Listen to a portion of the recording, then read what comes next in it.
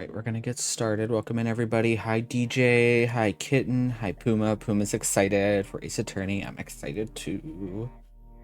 Excited for our non-murder trial case. Allegedly. I mean, anything could happen. Someone could snap. Someone could snap and then it could turn into that, but let's not focus on that. We had enough murder on Tuesday with a way out, so I think that's enough murder for the week, I think. I was murdered, by the way, in case anyone missed the stream. But no, welcome in, guys. So yeah, we got a lot planned tonight. I'm hoping to finish the episode tonight. I hope. I say that because so I posted in. Oh my gosh, I have that turned on. Please, why did that turn on but the other ones didn't? Wait a minute. I did not mean to have that on. I'm so sorry. I was fiddling with that because I was trying to see if I could get it to show up on like underneath where it wouldn't go across the game screen. But yeah, it seems to always be random, and I don't see a thing you can change where you can choose where it shows up, which is kind of weird to me. It does look like a news bulletin. I mean, I wish you could change, like, what if I want it to go vertically? Like, to, I don't know. I like that VTube Studio is implementing things for streaming. Like, I love that it's making it like when you're a VTuber, everything's all in one hub. I appreciate that. It's just I wish they could add some things like that, like more options. But, I mean, I don't know. They add stuff all the time, so I'm hopeful. Anyway. But yeah, so I hope to finish the episode tonight because for those that don't know, I am moving this weekend. So I didn't want to like trauma dump about it, but I'm moving. I'm staying at the same complex. They're moving me out of my apartment because I guess there is a huge plumbing emergency here. And it's bad enough to the point that they have to move people to other places. It's very frustrating because my lease was up anyway, so I had to sign a new lease. And the place I'm getting moved to is more expensive than the one I'm in now. So it's like, I don't know. I didn't want to I didn't want to do like a donathon or anything like that because it just brings back like weird memories for me doing those. But so yeah, I'm gonna be busy this weekend, and I called Frontier. I asked them if they could do it Saturday. They said Saturday was booked up, so it's like, okay, well, let's do Monday then. So I'm not gonna have like, I'll probably be able to use my phone to like play games if I get the itch to play like League or something, but I'm not gonna be able to stream with that. So but I will say, and I've said this before, I love Frontier because, as you guys have seen, I've streamed so many times this past year, and I've had maybe one or two blips where, you know, and one was during like a bad storm, like a really bad rainstorm. I do live in Florida, so it's like that's to be expected, but I've rarely had internet issues. And they were like, "Oh, well, we're gonna discount your bill by $10 for the rest of the year. And I'm going to contact you next week because you have some promotions available where you can get a discounted rate too." So I'm like, oh, wow. So they're treating me nice because they know I've stayed loyal to them. So I think they also, I mean, I mentioned I wasn't moving by choice. I'm moving like due to like a housing issue. So they seem to be pretty sympathetic with that. And I know they're probably trying to sweeten their customers up because they're competing with Spectrum here, and Spectrum like is a fucking monopoly. I wish if I could get a Frontier sponsorship. I don't think internet providers do that. I wouldn't even need to be paid. I'm literally doing it for free. Do you want me to say I hate Spectrum? I hate Spectrum.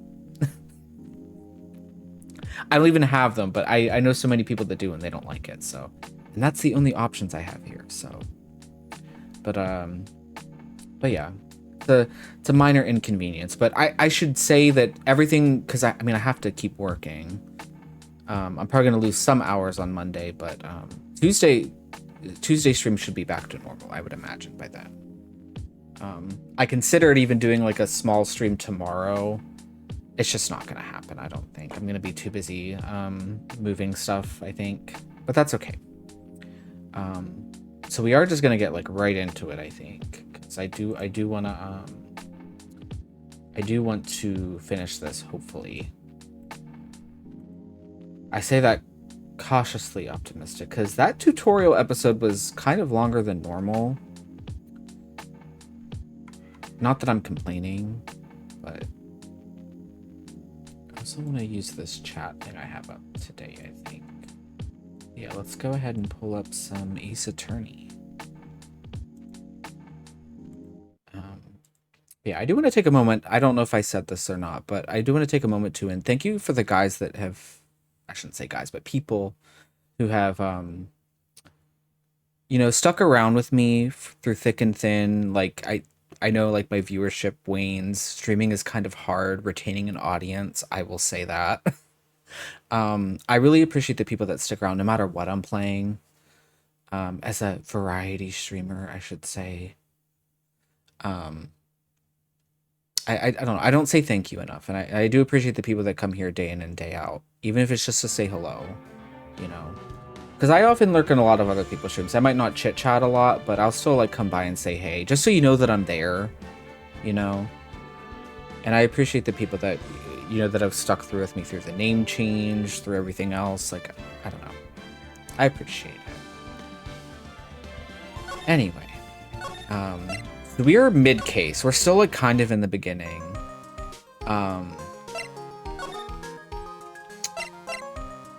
So the guy we are defending apparently stole this urn. We went to his little hideout. His girlfriend / wife was there. She's saying, oh no, he just thinks he's like a jewel thief. Then there's this guy, Luke Atme, who is an alleged detective, who's a little sus to me, who's asking us to help him. And apparently this is where we're supposed to go. I'm not going to question it. Hello?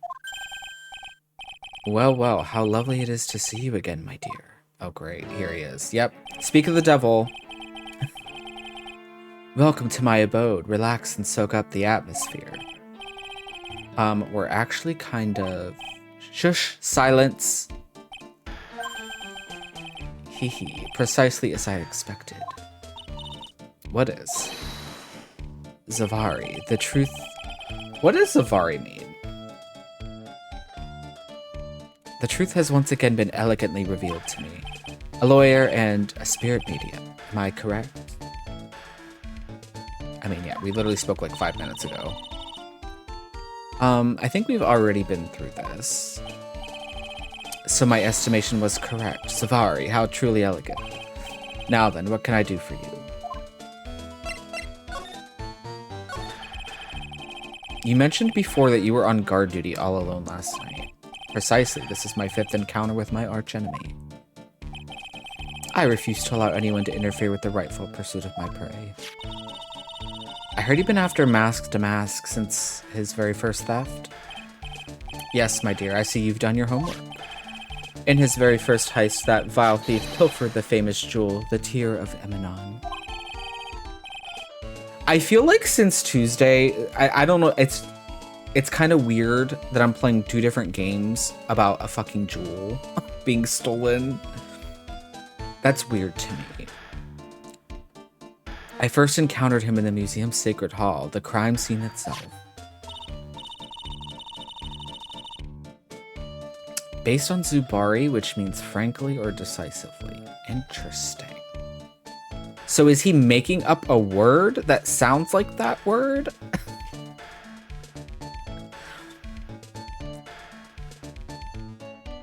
So that's why you were hired as security for the treasure exhibit.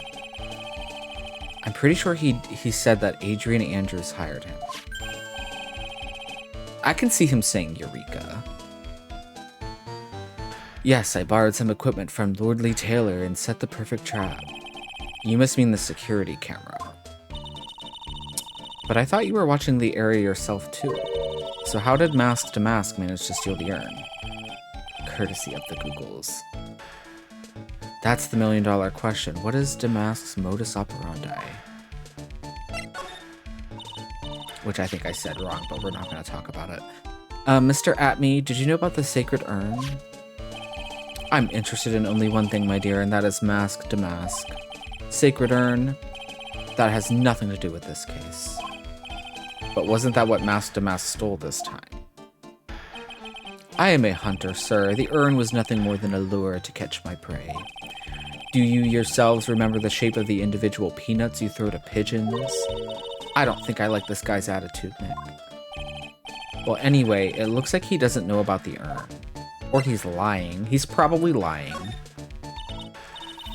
There's something that's kind of bothering me. Please, my dear, ask me anything you like. After all, we are all but seekers, wandering alone in the dark. Well, I was wondering how Mask to Mask managed to steal the urn. I mean, isn't it strange that you don't seem to know? Yeah, now that you mention it, it is strange. After all, you were on guard that night at the scene of the crime. Unless you were sound asleep, you should have at least seen a Mask to Mask. It's fucking back. Why did I forget about the locks? Are you kidding me?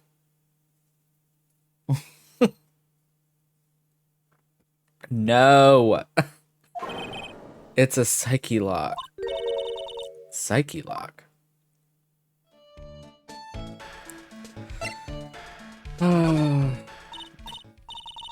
Hey Nick, what is this psyche lock thing?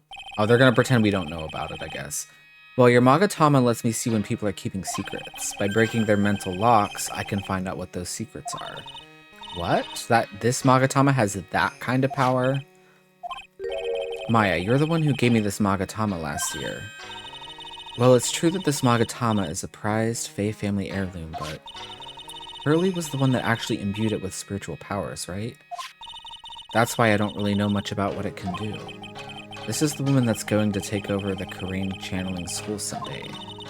So how do you do it? How do you break the psyche lock then? Well, you present the Magatama to the person with the secret.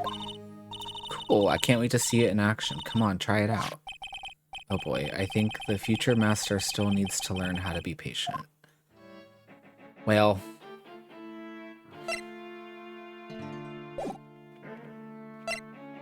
I'm assuming we don't know the answer to whatever...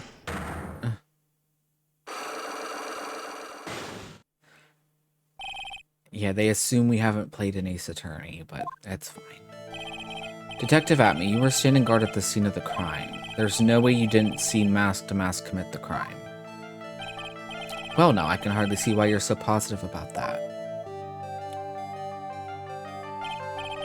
Yes, indeed, I was guarding the warehouse, that much is true, but I can tell you for certain that not a single person passed through that door.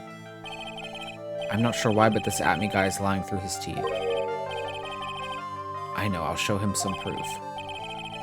Detective Atme, I have here proof that someone went through that door last night. Ooh. I think we actually do have this because we have this, the camera data, and then we have the sword got vandalized. There was the paint, which I thought we had a thing of. But I think they want us to present this. Yeah. There was a security camera set up at the scene of the crime. It should have automatically taken a photo of anyone that went through that door. Precisely. I hope you don't mind, but we've already gotten our hands on the camera data. As you can see, the camera went off exactly once last night. What? But my monocle didn't catch anyone in its flash. It must be some kind of computer malfunction. It must be. Maybe it was your monocle that malfunctioned. Ooh. What? Are you saying that I didn't do my duty properly? Detective Atme, you must have seen the thief last night. The question is, why are you trying to hide it? If he's hiding it, there must be some reason. Some reason that he desperately wants to keep hidden. And I've got just the piece of evidence that should prove it. Ooh, I don't know that I do have that. Let's suppose you didn't manage to seek Mask to Mask. In that case, the reason you didn't at that time was because you were... Oh. we supposed to know this? Do I just guess here?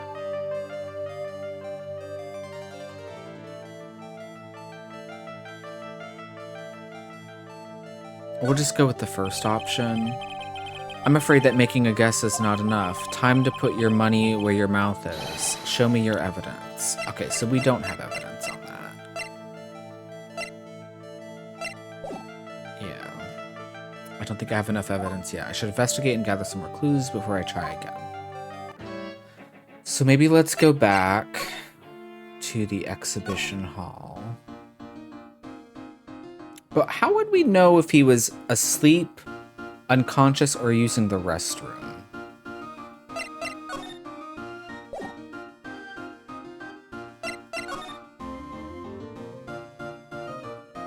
Like, I don't think there's anything here that would denote that, right? He was apparently working security here.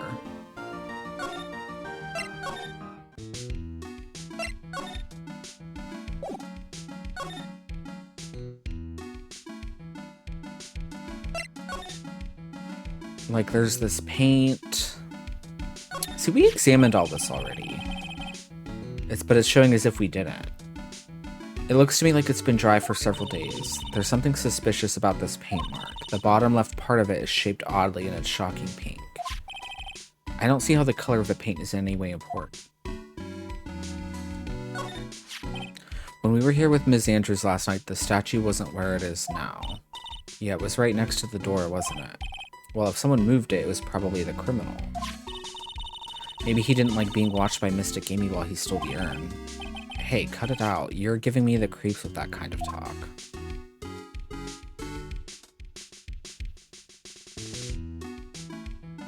Okay.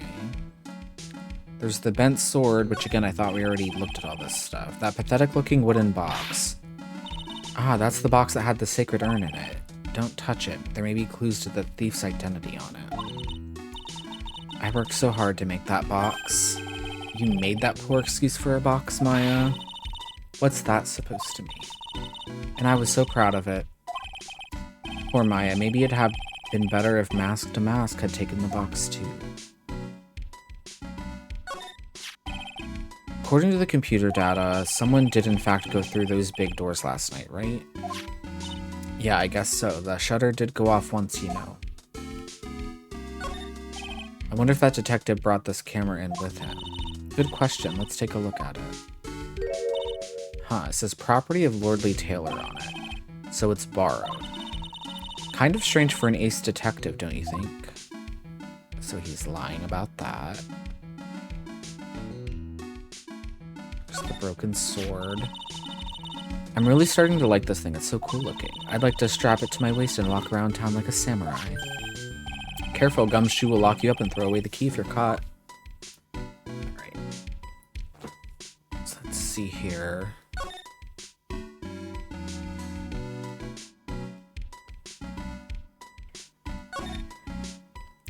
And I don't know if we showed everything to Adrian either. Like, did we show her this? It's all my fault, but what's done is done. I'll make it up by making a new urn for you. I'm just wasting my time. She's too far gone. Oh yeah, this happened last time where like she just panicked when we showed her anything. Let me re-ask her about the security. Can you tell us a bit about the security for the treasure exhibit? It was all my fault. I never should have called this paltry little collection a treasure exhibit anyway. Why do you say that? The urn that was stolen is a pretty important object. Maybe, but its actual value after appraisal was, well, practically zero. The butler did it, please. Zero. I polished it until it was just about glowing. I thought maybe I could make it look more valuable. But that urn contains the soul of Mystic Amy. Also, welcome in, Kivo. Anyway, I left all the security arrangements to Detective Adney. But 5 days ago, I began receiving all sorts of other exhibit items from Karain. Lots of people started going in and out of the warehouse down there. So maybe one of them was actually Mask to Mask in disguise. No, I personally checked out everyone that came through here, so that's not possible. Knowing Adrian, she probably even checked out what they ate for breakfast that morning. Okay, so she doesn't know. Is what's his face? No, he's gone. That sucks. I doubt she would know. But let's re-ask. Can you tell us about what happened last night? What time did that incident take place again? What time was it again, Maya? Well, according to Detective Gumshoe, it was around 1:30 in the morning. Last night was horrible. I got pulled over. Pulled over? Yes, I always do my best flying at night. Flying? You're talking about your motorcycle? Yes. Anyway, last night I got pulled over by a policeman. I can't believe he caught up to me. It was a great chase, let me tell you.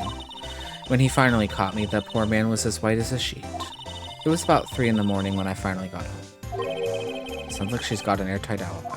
What if she did it? What about Mr. Delight? I don't really know. We weren't together at the time of the night. But when I got home, he was already fast asleep. So basically, he's got no alibi.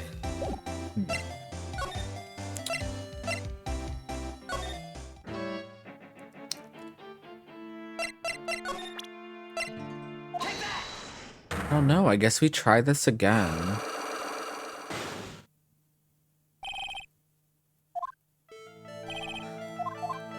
So we know the camera data shows that there was someone in there.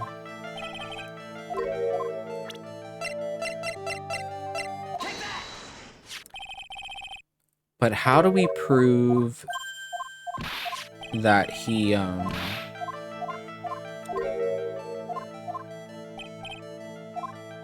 that he was asleep, using the bathroom, or unconscious? What if he says the same thing when we say this? I'm afraid that making a guess is not enough. Time to put your money where your mouth is. Show me your evidence.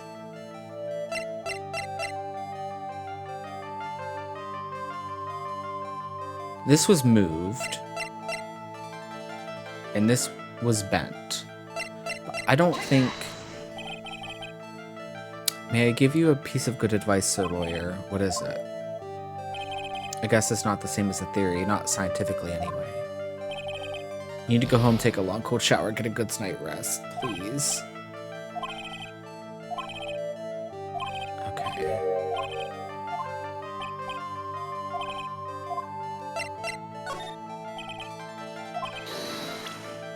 Yeah. It's the same. So he says the same no matter what. So we have to find which of those 3 things he was doing, I guess.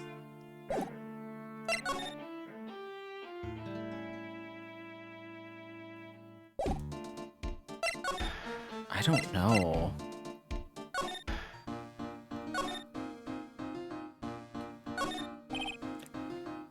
I guess we'll just start examining things. I might have to Google this. A piece of cloth with a ton of finely written characters jammed onto it. Probably esoteric knowledge only mediums would know. Let's see. Here's the title in English. 108 Ways to Save Money. I'm pretty sure the number has gone up since the last time I saw it. Well, we're always looking for new ways, you know. Being a medium sounds like a rough way of life.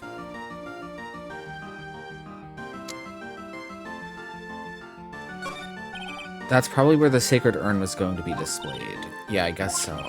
Should I put my attorney's badge there, you know, as a replacement? I think it's a little too small for that. What about my Magatama? Now you're being silly. That's definitely too small. I don't know, though, because there's not really anything here. I feel like if there's going to be other stuff, it's going to be in the basement. But, like, we've looked at... I want to say pretty much everything.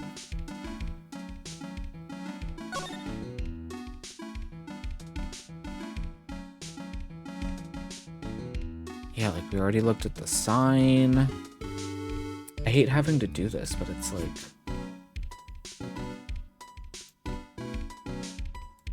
And our client's gone, like from the detention center, so we can't even ask him. If he allegedly did it anyway, you know. Case attorney. I think we're on Trials and Tribulations. Let's see. We are still in the investigation part. That's wild to me. We'll see if we finish this tonight. Let's see.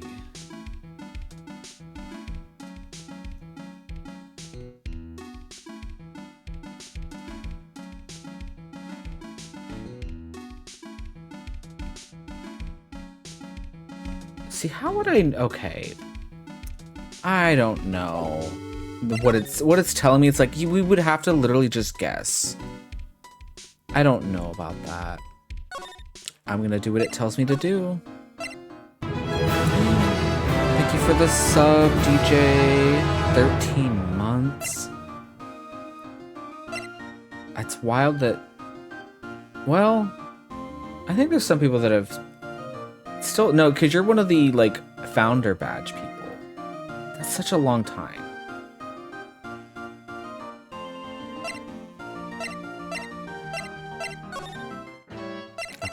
I'm gonna do what this guide tells me to do. It just...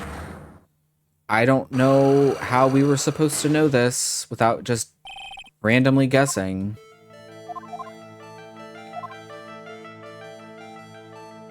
I love the ramen emote. It's so freaking cute.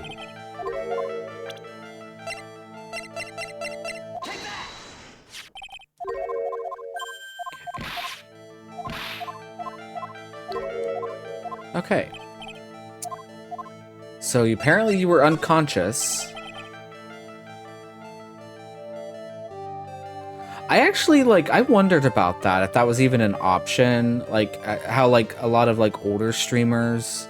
I say old, like, I don't mean, like, old age-wise. I just mean, like, people that have been streaming a long time. Like, how they, like, they have, like, 3- and 4-year badges. I just always assumed you could,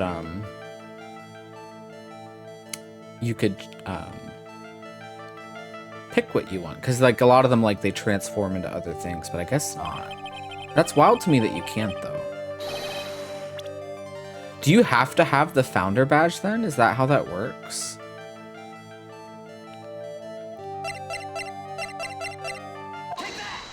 I love how it's just, you were unconscious because the sword was broken, which I never would have known. Oh, you were knocked unconscious by the thief. See, my brain just doesn't think this way. Surely you must be joking. You think that I, Luke Atme, could be knocked unconscious so easily? This sword proves it. That's...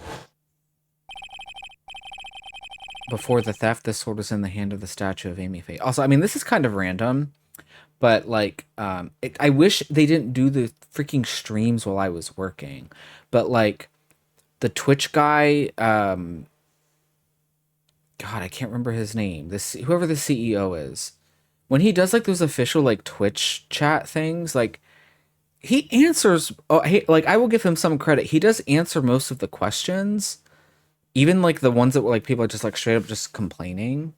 I could ask him that. I'd be like, can we pick our, like, badges that we've already unlocked if we want to go back to, like, a different version of that badge?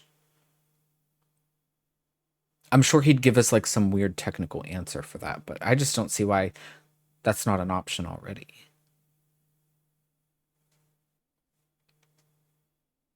Before the theft, this sword was in the hand of the statue of Amy Faye.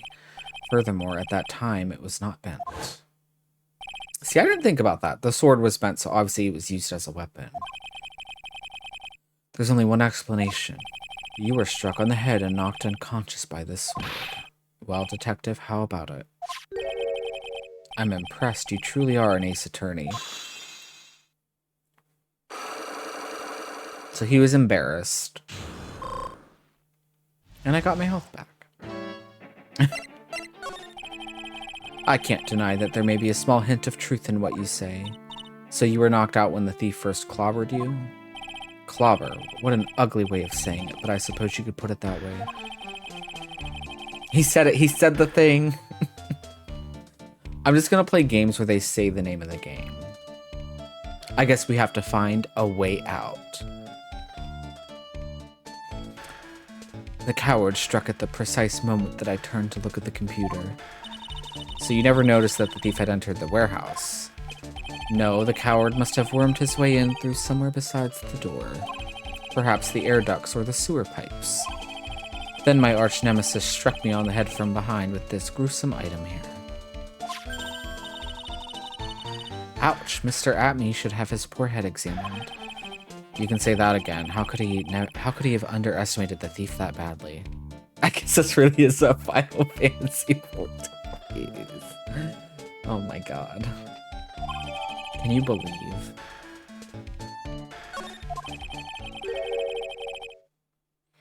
Well, it looks like we got one thing cleared up anyway. Huh? What? That Atme is the greatest ace detective in the world. No, that he never actually saw the thief. Oh, that's right. So the thief may not even be masked to mask. Just one moment, Sir Lawyer. The thief was unquestionably masked to mask. But you never actually saw him. Perhaps so, but I installed a security camera for just such a contingency. Oh. Last night the camera went off exactly once. Behold, this is a photo of the dastardly thief taken by the security camera. Please. So that's at 2 minutes to 1, basically. So that's him leaving. There's the paint. That's the pink paint. He has a box in his hand. He took it out of the box before he left because that box is still there on the floor. I'm trying to remember these things as I say them, just in case it becomes important. Mask to mask. But why is there paint? The thief can be none other than the arch criminal mask to mask. I thought, like, him just putting arch in front of everything just makes it more serious. After all, he has a very good reason for committing such brazen crimes. What are you talking about? So, what did you mean by he had a very good reason? Exactly that. Mr. Delight had a very good reason to dress up and commit those crimes. There should be a green envelope somewhere in his room. You'll need to go and investigate. But how would you know about that? Have you forgotten? You're speaking to the finest ace detective ever to walk on the face of the earth. The most brilliant mind since, well, ever. Look at me. No, literally, look at me. Well, I guess we better go take a look just in case. So his room. I'm assuming they mean his hideout, right? I'm assuming. I mean, here's a green envelope. It's very lime green. Hey, Nick, remember what Detective Atme said? Mr. Light had a very good reason to dress up and commit those crimes. There should be a green envelope somewhere in his room. You'll need to go and investigate. I love how they did a flashback. It was literally 2 seconds ago. Like, yes, we remember that game. Thank you. A green envelope, huh? Looks like this is it. Okay, let's have a look. If you don't want your true identity revealed to the world, come to KB Security at 1 a.m. on October 12th and bring $50,000. 50,000. This is a blackmail letter. Blackmail. It sure looks like a major clue, all right. So apparently, so the guy that's in custody, Kivo, is, quote, mask to mask. And we're speaking with his wife slash girlfriend here, the girl in the red outfit. She apparently is saying, like, oh no, he's just delusional. Like, he thinks he's this, like, super villain and he, like, collects all this stuff. Which may or may not be true. I think it could be her. Although that'd be kind of weird to have your, like, husband locked up and you're like, la-di-da, you know? We'll see. Oh, someone's at the door. I'll be right back. Won't take but a second, I promise. Oh, thank you for coming. That's so nice of you. When I see a damsel in distress, I just can't help myself. Please, come on in. I'll make some coffee. Really? Okay, I guess I'll make myself at home, pretty lady. Wait a minute. I know that voice. Is it Gumshoe? It might be Gumshoe. Oh, Nicky boy, I'm so sorry, but I've got another guest. Ah, you're... Oh, it's Larry Butts. What the hell? Nick, it's you and Maya too. What a fluke. Ah, Larry. Long time no see. We haven't seen Larry in a while. I will take Larry over Lotta Hart. I'll say it. You know each other? Nicky boy. Nick, do you and this girl have, you know, something going on? Something? If you mean what I think, I underestimated you, Nick. A gorgeous lady like this, and married too? Way to go, dude. I knew it. Just when things can't get any worse, it's time to cue in the butts. And I'll take them both over Wendy. Larry's involved. She's definitely the culprit. He has KB on his uniform, too. He's a security guard. He's like me, just every year, just starting a different job, basically. Larry Butts. Ever since grade school, he's been not exactly a close friend, but yeah, we know each other. Hey man, that wasn't nice. I was your very first client. We've got quite the storied history, he and I. And what we used to say still rings true. When something smells, it's usually the butts.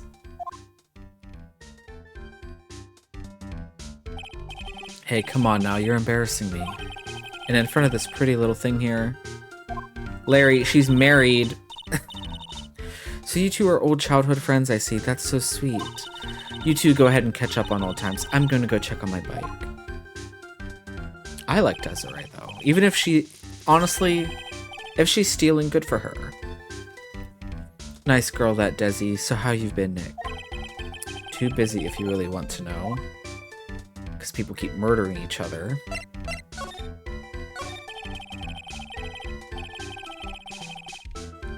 So what have you been up to this whole time? It's been 2 years since I heard from you. And what's with those clothes? You look, well, weird.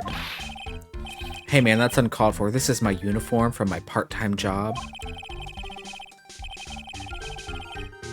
But I can't believe it's been 2 years. They say time flies when you're having fun. Ha ha ha. Ah ha ha. I also lie to myself and fake laugh when I pretend to be happy about my job. What's wrong? Nick, I gotta tell you, women, I don't trust them anymore. You got dumped again? Well, you know Benifer? I followed her all the way to Japan 2 years ago. Not Benifer.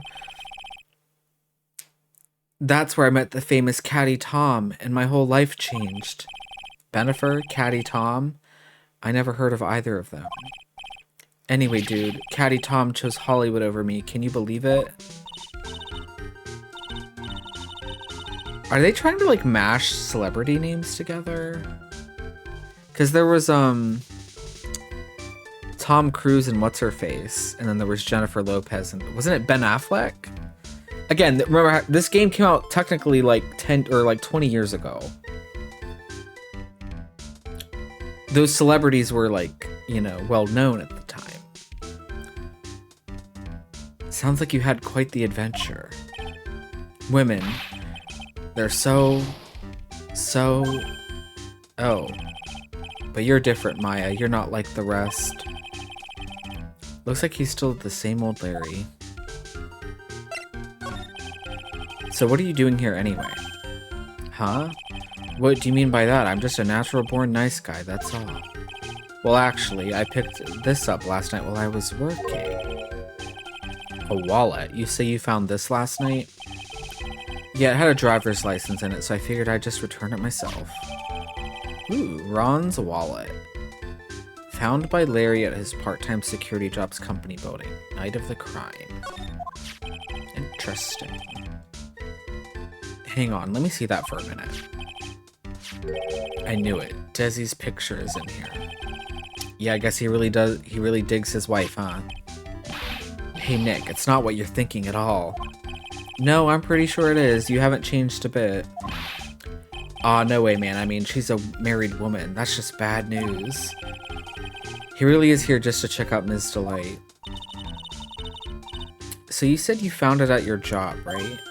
Yeah, I'm working for a private security company as a guard. Chicks just love a guy in uniform, you know. A security guard, huh? So that's what that uniform is all about.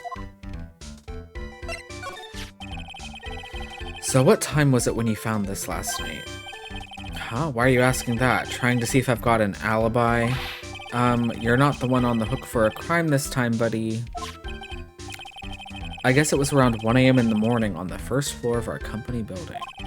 What was Mr. Delight's wallet doing there? Anyway, there's nothing weird about that. After all, he works there. He works there? You mean Mr. Delight? Sure. Here, take a look at this. It's right there in his wallet. What's this card? It's a key card for the security company. See, it's got a serial number on it right there. There's no mistake about it. You said you were working part-time at a security company, right? That's right. Why are you making that scary face?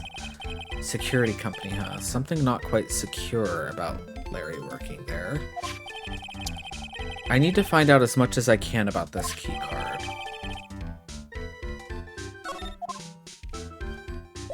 Interesting. Can we examine it? You know, I noticed in the second game, they didn't really let us, like, examine evidence and, like, turn it around and stuff like the one DLC. I kind of missed that. Okay.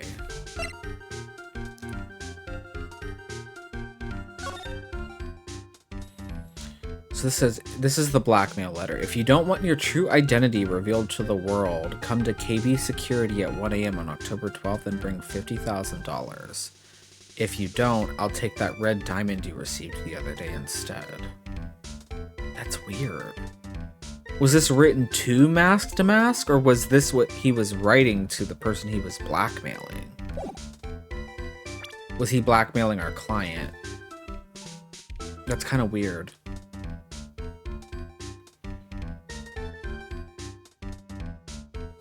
And for some reason, I feel like it's going to be important. It was written with a fountain pen. We have to remember that.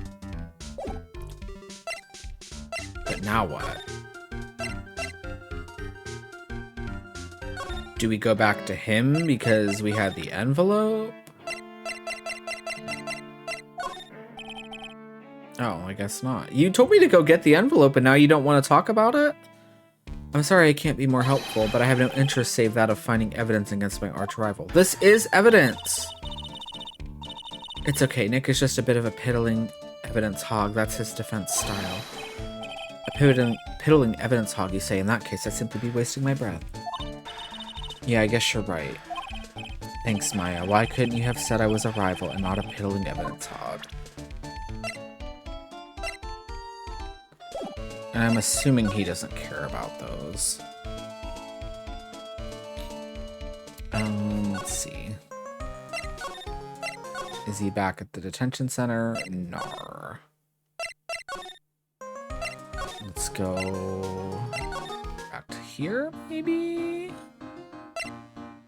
Doesn't seem like... Yeah, doesn't seem like, I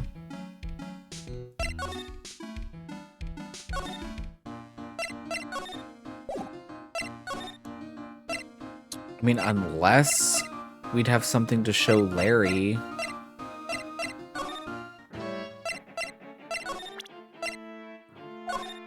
He doesn't care about that. Oh. Do you care about the wallet? Nope. Alright. It's your loss.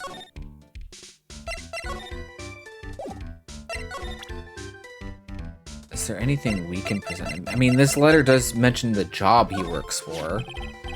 So maybe that. Hey, Larry, what about this? What? If you've got something to say, then say it already.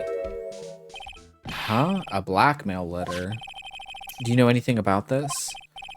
What? I don't know anything about Alexis, and that's the truth. Huh? What? I can't believe you do this to me. I thought you were my friend. $50,000? I don't have that kind of money.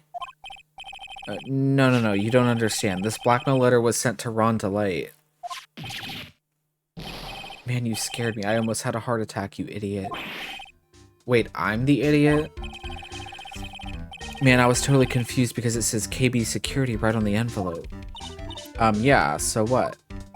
That's where I've got a part-time job at KB Security. What? Sounds like I should really find out some more about this KB Security company. There we go. KB Security, the company in the blackmail letter. You know about it? That's where I work, yeah. In fact, I'm on the job right now. Huh? So what are you doing here then? Well, the boss is away right now, and you know what mice do when the cat's away. Yes, yes. Anyway, how far away is this company? Let me see, about 30 minutes by car, I guess. Well, if you fly down the road anyway. Well, this apartment building is pretty close to Lordly Taylor, right? And it would take roughly an hour to go from here to KB Security and back.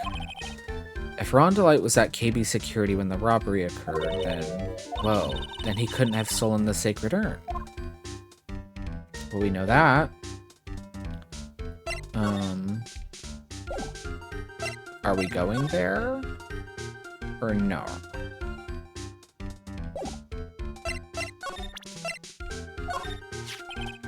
So you're sure about this key card? Yep, that's the key card we use at the building I work in.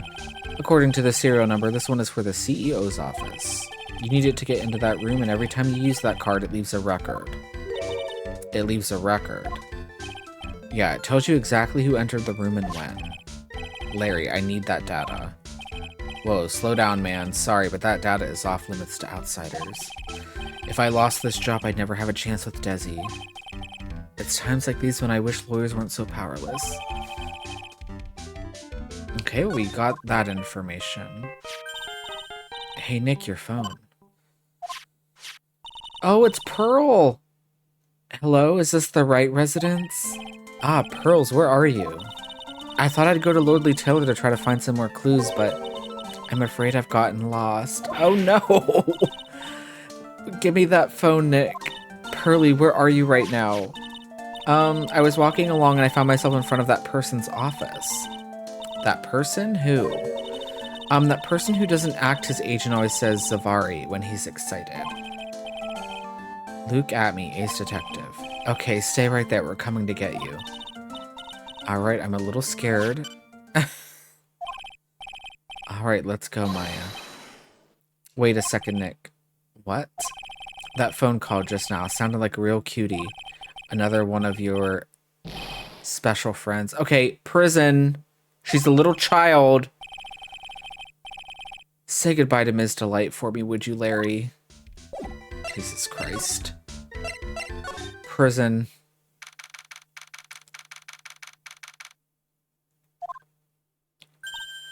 Ah, Mr. Nick, Mystic Maya. Pearly. I never thought I'd see the two of you again. I love Pearl. So is Mr. Ace Detective out of the office? Yes, when I arrived here, there wasn't a single soul in sight. Say, Nick, doesn't it look like something's changed since we were here last? There's a bag.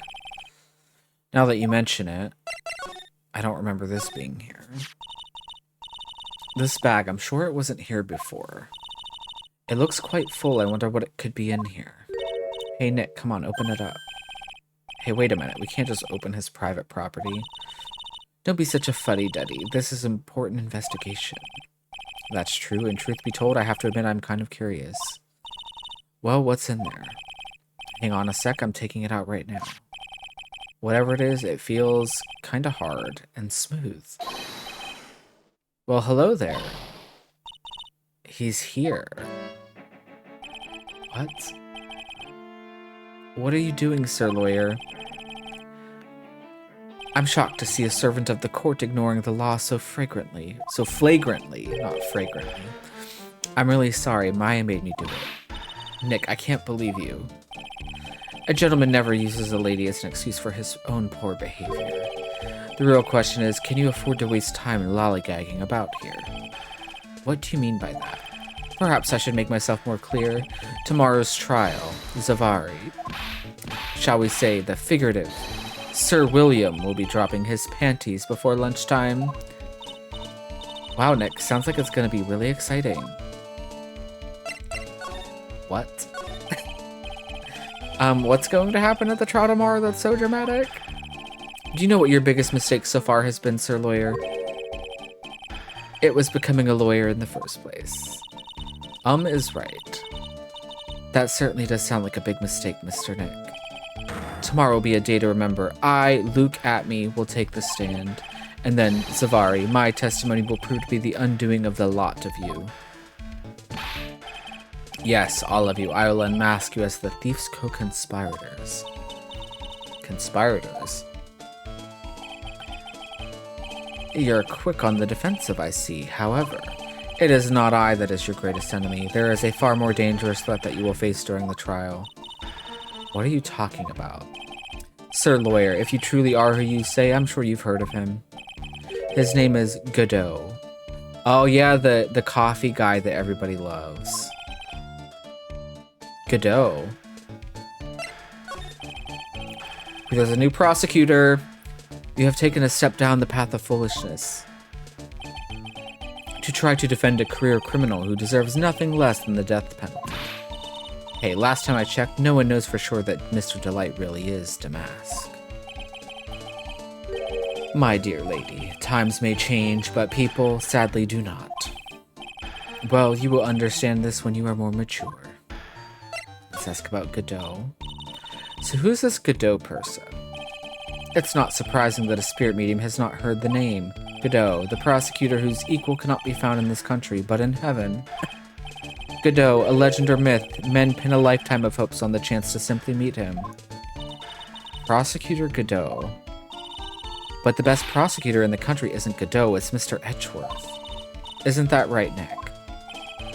It's no surprise that a spirit medium such as yourself would know nothing of this, but Ace Prosecutor Mouse Edgeworth is currently traveling abroad.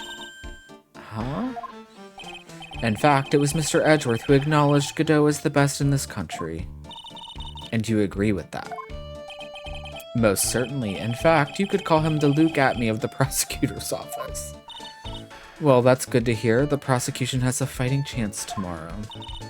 Mr. Nick, is this Godot really that strong?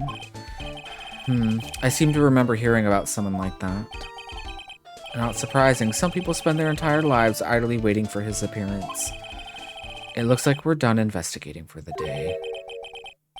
Sir Lawyer, the stage has been set and all the pieces are finally in place. All that remains now is for the dance to begin. A new prosecutor, an ace detective, and a thief. This will be one tough trial.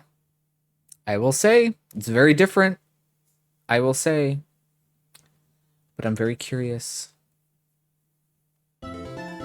Finally getting to the trial part, though. Holy crap. And I think I just want to go right in.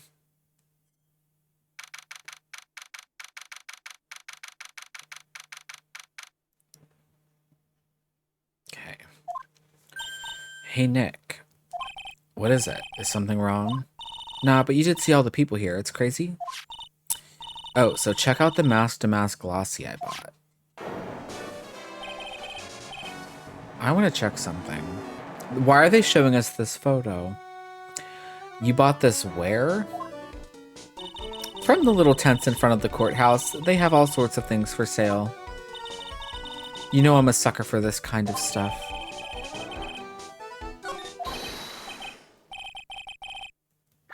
I'm checking something real quick. Do you guys notice something? Look at this photo.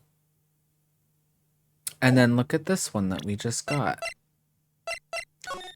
There's no thing in the middle. That, like that little smiley face thing around his neck. It's not there. One of them is a fraud. I'm assuming we have an imposter. Somewhere. Someone's an imposter. If there's anything I've learned about Max Galactica, is that, like, to be a true, like, icon, you have to have certain things that identify your outfit. And that one's missing something. See, I'm getting good at this.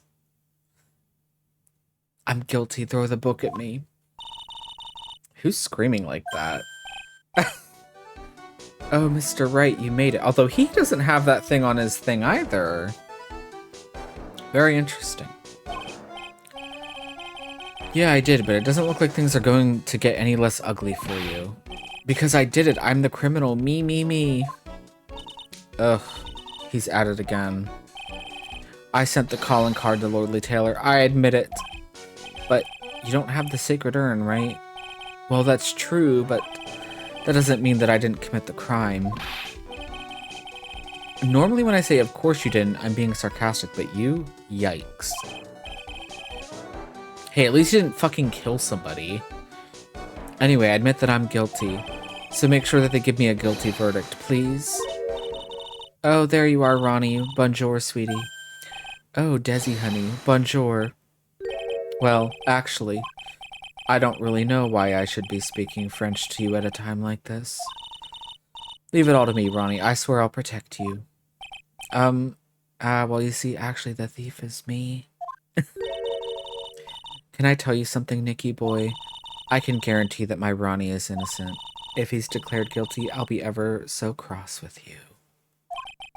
So why are you smiling when you say it? Well, if you'll excuse me, I've got some errands I need to take care of. I'm counting on you, Nicky boy. Good luck. To be honest, I really don't know whether Ron is masked or not. But there's only one thing I am sure of. He doesn't have the sacred urn right now. Mr. Delight, it's time for you to enter the courtroom. For the time being, I guess I'll have to trust Desiree.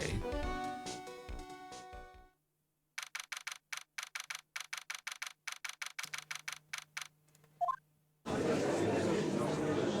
there's Godot. Court is now in session for the trial of Mr. Ron Delight. The defense is ready, Your Honor. Of course we have an ad playing right when we start the fucking case. Oh, he's hot. I can see why people like him already. He's hot. Can't see his face.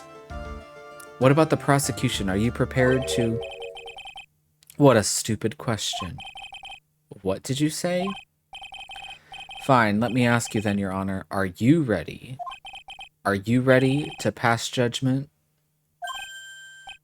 No, I'm not. I will pass judgment after I hear arguments from both sides. Well, if you're not ready yourself, you shouldn't expect others to be. That's a rule to live by. I talk to my supervisors that way. I kind of like him. Who are you? I am Godot. Legendary prosecutor. I've never lost a case. And of course he gets hot music. Oh my god. Ah, he's the one that Detective Atme was talking about. Yes, your reputation precedes you. What kind of cases have you dealt with so far? Ha, none. What did you say? I've never prosecuted a case before. Never, but you said you've never lost before. Exactly, I've never lost. I've never won before either. Quite arrogant for a beginner, aren't you? Even the mightiest of redwoods begin their lives as mere saplings. Yes, but a mask in a court of law? Ha, don't you know anything? No matter the man, we all wear masks. Either on our faces or over our hearts. Jeez. This guy's the real deal, alright, Nick. Why does it seem like all prosecutors are the real deal? So we finally meet Mr. Phoenix Trite. Nick, is he a friend of yours? No, I don't have any friends that call me Trite. Just who is this masked man? I've returned from the depths of hell to do battle with you. Well then, Prosecutor Gobo. It's not Gobo, it's Godot, Your Honor. In any case, please give your opening statement. Opening statement? Those things are not fit for even dogs to consume. I have only one thing to say before we start. To you, Mr. Trite. What is it? I love that Phoenix doesn't even correct him. Are you familiar with the saying, a chain is only as strong as its weakest link? I wonder how much you can withstand before you and your case break in two. Why is he hot? Why is he so hot? I think it's the facial hair for me and the jawline. Well then, let's hear from the first witness. Like, I don't even care about the thing on his face. Oh my god, we're interviewing him. He has no other redeeming qualities. I don't know. I kind of like his arrogance. And thank you for the hydrate. Actually, speaking of which, I usually make tea. I still have my coffee from earlier, so I'm probably gonna be wired tonight. My name is... No one has asked for your name, witness. I think why I like him, he's kind of an asshole like Dee Vasquez was, where she would just like, she gave no fucks when people would ask her stuff. She'd be like, stop banging the desk.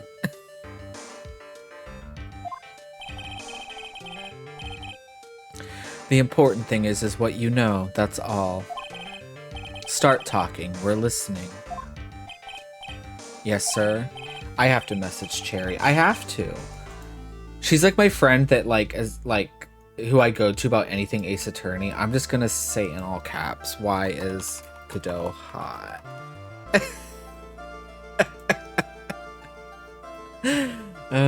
Let's hear about what you know about the thief that stole the urn. Yes, sir.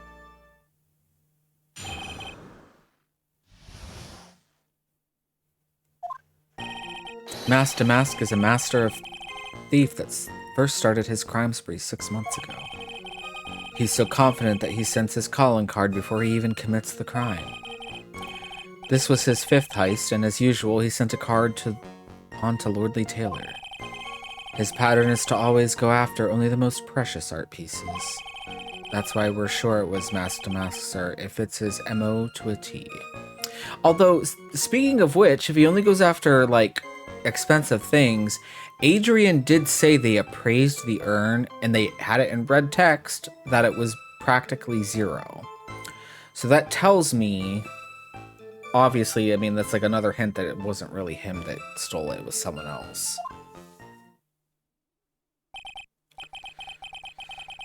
So then the actual identity of this Mask Damask is... Mr. Godot, what are you... He has coffee! Oh, he's hot. Please. We're in the middle of a trial here, Mr. Godot. Blacker than a moonless night, hotter and more bitter than hell itself. That is coffee. I'm sure you can grant me at least this much, Your Honor. Oh, please, proceed. I love him so much. Why are the prosecutors like the best characters in this game? I can't.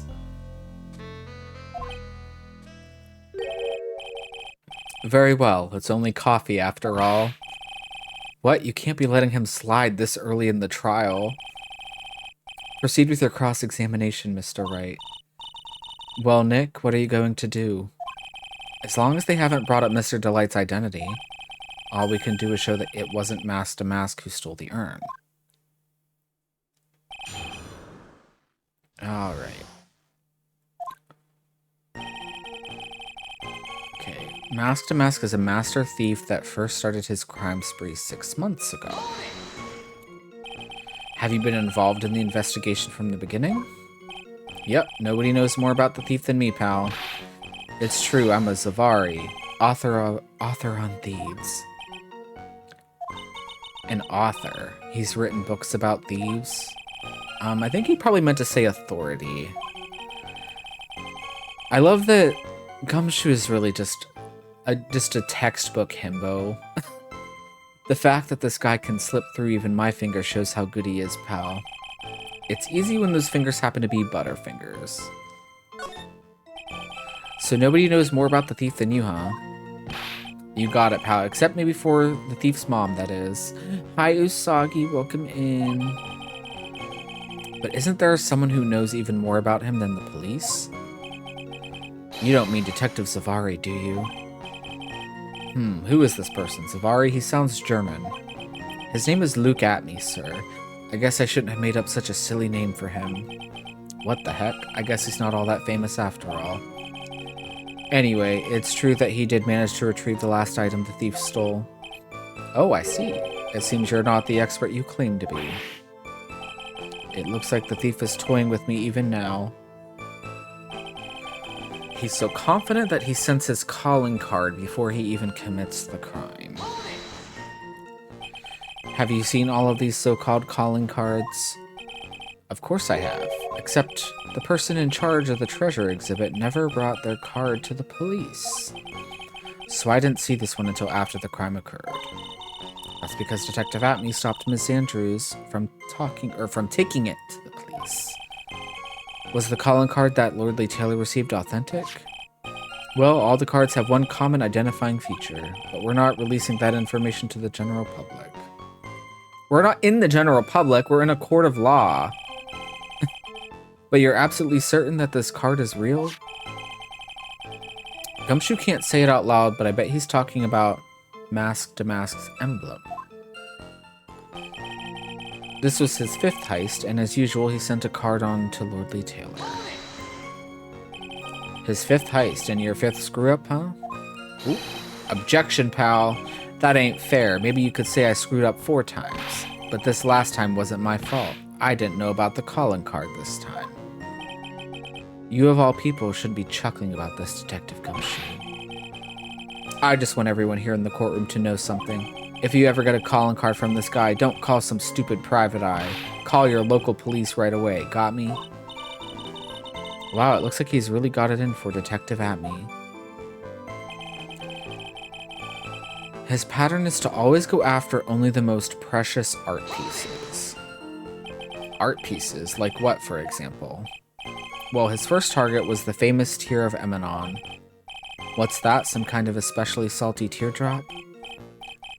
No, sir. It's a blue diamond, a single rare diamond. I wonder if when we were trying to look in that guy's bag, I wonder if that was the urn. They said it was smooth and hard. That sounds like an urn, and it was a big bag.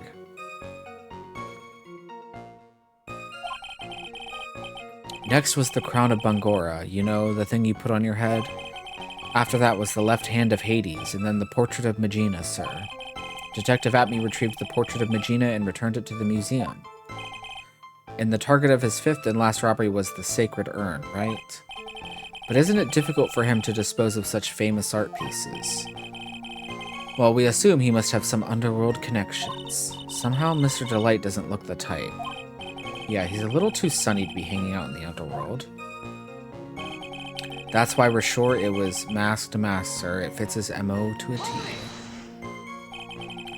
What do you mean when you say it fits his MO to a T? I was thinking of asking the same thing myself. Ugh, I wish you would listen to it a little more closely, pal. First of all, there's the calling card. We're 100% certain it's authentic. Then there's the fact that he seemed to know all about the security system. And finally, his target was an art piece. These are all part of the thief's modus operandi. And so, since this robbery seems to fit all those conditions, that's right, it means that Mask to Mask is behind it. Nick, it definitely looks like it was Mask to Mask who stole the urn. But there's no real evidence either way as to whether Ron Delight is Mask to Mask. But also, the urn hasn't turned up yet, let alone in connection to Mr. Delight himself. So even though we know it was Mask to Mask that did it, maybe for the time being I should try to show it wasn't Mask to Mask that did it. Do we have anything? I mean, I pointed out that the camera's not showing his like staple thing, but do we show that now?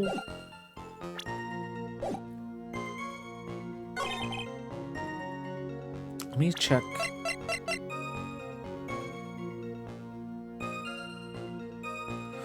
And this show says supposedly priceless, but has no monetary value. I wonder if we could present that too.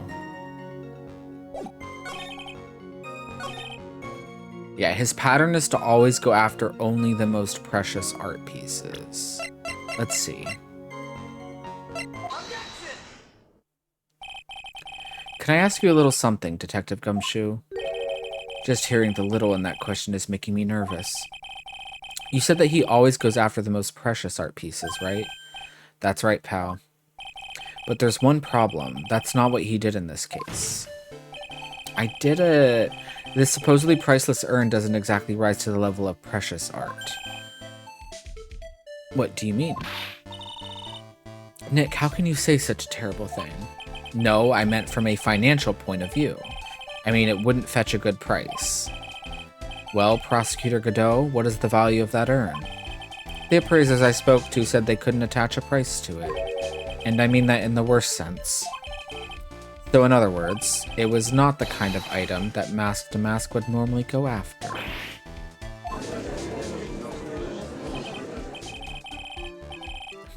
If I understand you correctly, Mr. Wright, you're saying that the theft of the Sacred Urn was not the work of Mask to Mask? Yes, that's what I'm saying. Actually, all I did was point out the contradiction. The argument made itself, but... Well, first of all, we need to get this issue cleared up. Was this last robbery the work of Mask to Mask or not? What do you have to say about this, Mr. Godot? I'm gonna sip my coffee, too.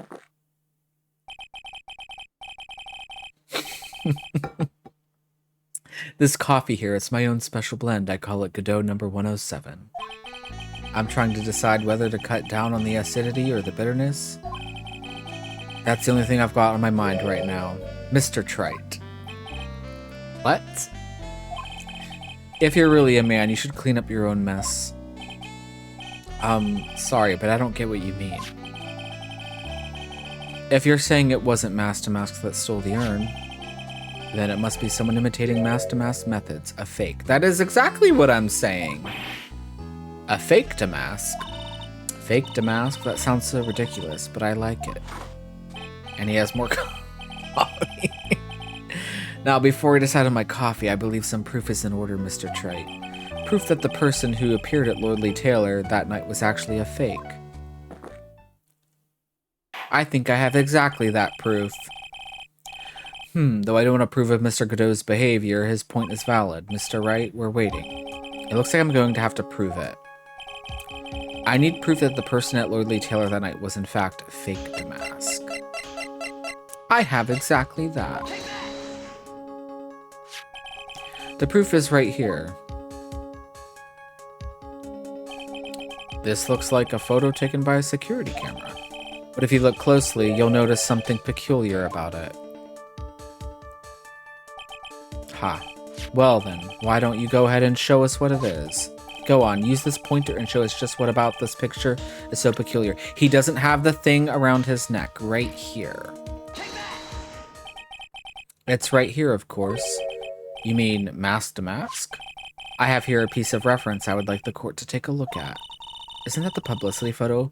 I'm glad I'm paying attention to this stuff. I would have, I don't know, I would have glossed over this. I'm so smart.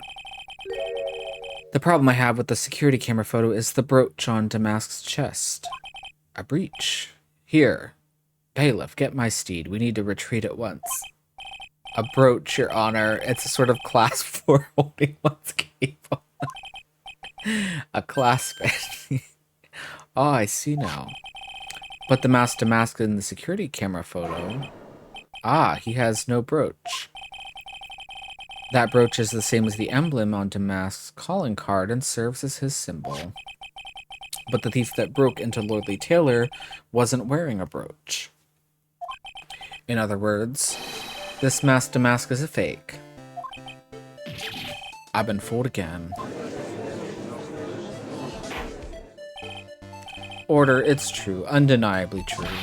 Detective Gumshoe, how could you have overlooked this? I'm sorry, sir, I don't know how I... Please. Hey now, if you're gonna have a pity party, invite me too. Mr. Godot, you deserve some blame in this too. How could you have overlooked such a large brooch? Ah, the brooch you're talking about. Do you mean this? Ah, that's Mask to Mask's brooch. Where did you find it? Well, I've always had a good nose for evidence. I got it at the crime scene. It was hidden in the shadow of a big female Buddha statue. Buddha statue? He must mean the Amy Faye statue. Why didn't you tell me about that, sir? I always put evidence away in my pocket. After all, it's the safest place for crucial evidence. Well, this guy's one cool customer. It's a little early to be shaken up, isn't it, little lady? I think it's the piercings, too.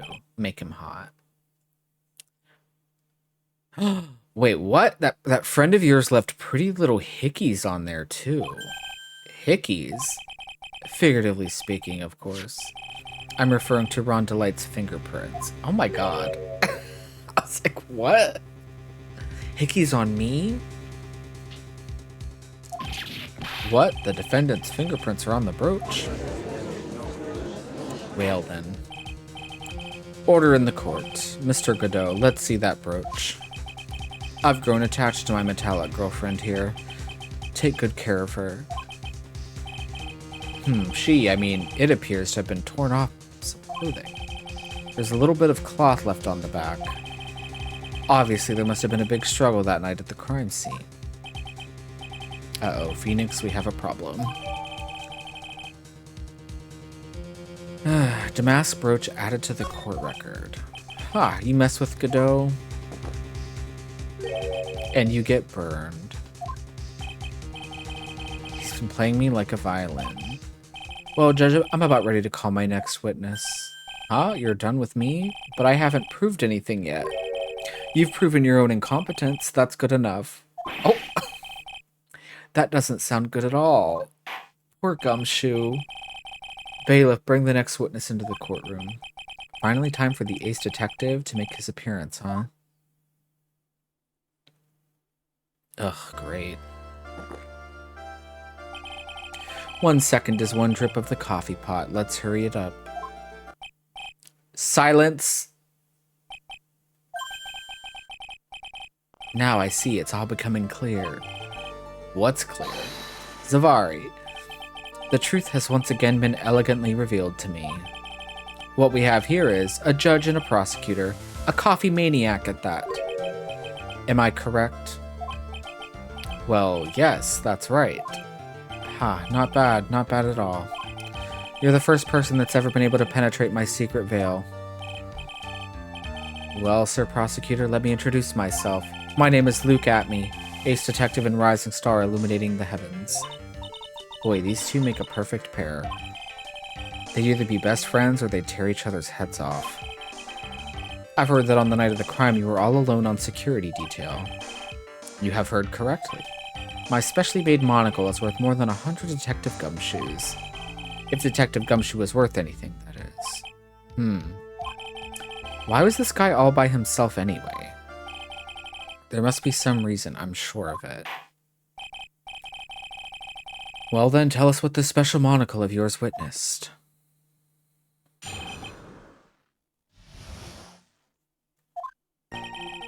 It was approximately 1 o'clock in the morning, just after the date changed. That's when my nemesis, the infamous Mask Damask, dancingly descended upon me. Just as I began to turn, the coward struck a fierce blow upon my noble head. Darkness swallowed me before I could land a single strike. When I awoke, he was gone. 30 minutes later, I used an emergency phone to notify the police. So you didn't get a clear look at the criminal. My specially made monocle never misses a thing. However, that is limited to things that fall within my own visual range. But of course, that's only natural. I fail to see why the witness seems so proud of his performance that evening. Well, Sir Oldtimer, let me explain. We are not speaking on any ordinary thief, but of the king of thieves, the great Mask Damask, my archenemy. That is what my instincts and my years of experience tell me. Very well. Proceed with the cross-examination, Mr. Wright. What I witnessed. It was approximately 1 o'clock in the morning, just after the date changed. Which, the security camera shows that. So that would be 1 o'clock in the morning of the 12th, correct? That's an impressive deduction, Sir Lawyer. You were on security duty that night. Where exactly were you at the time? A penetrating question. I was in the basement warehouse near the computer. Near the computer, huh? So then you weren't trying to remain hidden, I take it. Up to this point, I have tried to remain concealed while waiting for the thief. Yeah, he said the same thing yesterday, too. Gumshoe also said that they've never spotted the thief at the crime scenes before. Precisely, that is precisely why I chose not to hide that night. I knew that by not concealing myself, I would be putting pressure on the thief. Looks like the thief was the one applying pressure on your pigeony head, that is. In any case, that's when my nemesis, the infamous Mask-to-Mask, dancingly descended upon me. Dancingly descended? From where exactly? Well, from the entrance, I suppose. Where else? So in actuality, he neither danced nor descended. Someone please save me. So how is it that you didn't notice the thief? My eyes were looking for the thief's shadow while my ears listened for his footfalls. But even so, the dastardly criminal managed to sneak up on me. It could only be due to his subtly camouflaged cape and soft-soled shoes. I hereby W Ace Stunts. Hi, Zevra, welcome in. Just as I began to turn, the coward struck a fierce blow upon my noble head. Also, we have a new hot prosecutor. You didn't see the criminal's face when that happened. Well, that's the difficult part. How should I put it? I saw his mask, that's all I can recall. That's not very solid as far as testimony goes. However, fortunately, I had my third monocle, the security camera, at the ready. It captured his image perfectly. This should be sufficient, I believe. Well, as long as this photo is authentic, I don't see a problem here. Well, Mr. Godot, do you have a problem with the photo? Good. Let's continue with the testimony. God. Darkness swallowed me before I could land a single strike. When I awoke, he was gone. Attacked and knocked unconscious, and you weren't able to do a thing? That's certainly some very impressive detective work. Well, Sir Lawyer, have you ever been suddenly struck on the head? I'm not sure what it is, but I don't know. There's something about him that I like. It's the coffee addiction. It's his arrogance. I don't know. Oh yeah, Phoenix was knocked out by a fire extinguisher in the last game. And what happened? I was knocked out. And you lost your memory too. You see, you have no right to look down on me then, do you? The only reason I didn't lose my memory was because I had more brains to begin with. He may have brains, but the wiring to the self-reflection part seems to be severed. In any case, that was how I was knocked senseless, and then 30 minutes later, I used an emergency phone to notify the police. I don't know if that's correct. We'll see. About this 30 minutes. My silver cord was loosened and my soul fled to the golden halls of Elysium. As usual, I have no idea what this guy is saying. I think he's saying that he was out cold. So, what happened during these 30 minutes? No one can say, Your Honor. That span of time has truly vanished into the ether. Just what is he going on about? There's something suspicious about Detective Atney. How could he not have noticed when the thief came in? Get this Atney guy off the screen so I can see the other guy again. Honestly, same. Also, he says he was knocked unconscious before he could fight back, but that can't be right. It contradicts the evidence. Which piece? The real question is, why would he tell such an obvious lie? Huh. Let's see here. I don't even think we have the police report, which is annoying.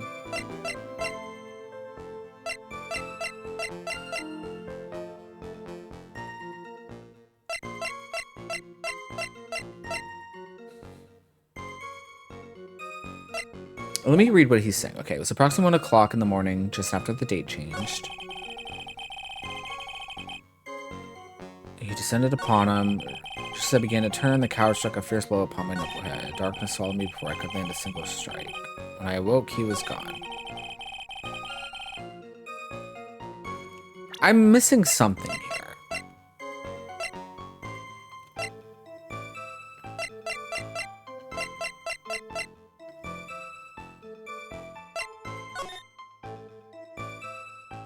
I mean, this shows it was... That was at 12:58. Yes, the date had changed. Okay. No, it's not that.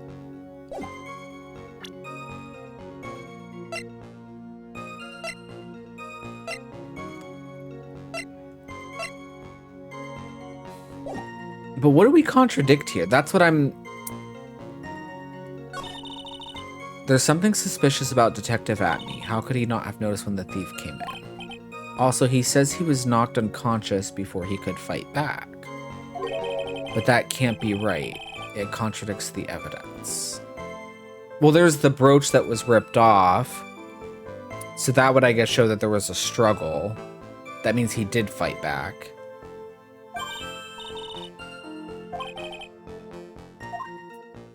I'm going to assume.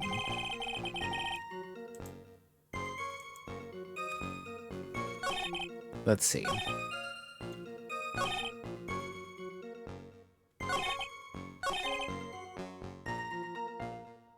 Let's try it.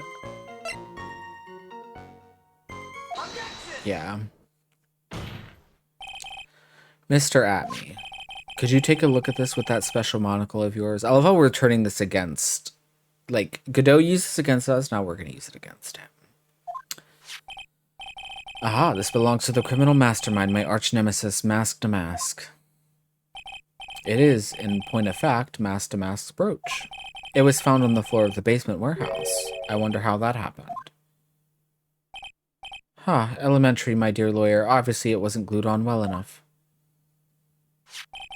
Not quite. It clearly shows signs of having been ripped off a piece of clothing. Ripped off, aha. We can only deduce that the thief struggled with someone that night. That's the only thing I can think of. And there's only one person that was in a position to have a struggle with the thief. The only person that was on security duty that night. You, Detective Atney.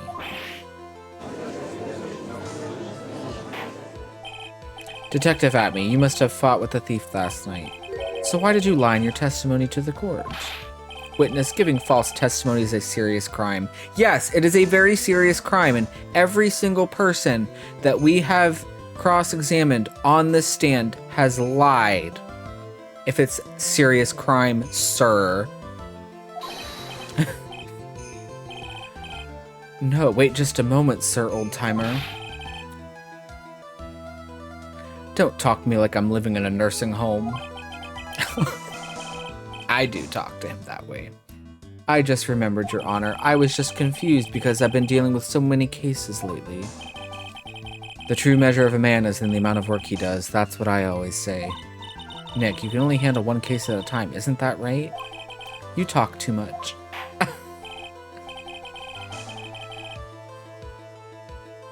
Witness, so are you now saying that you and the thief fought? Hold on. That's quite enough, Your Honor. Excuse me? Save the big questions for the testimony. That's one of my rules. Indeed, I understand. I, Luke Atney, agree completely.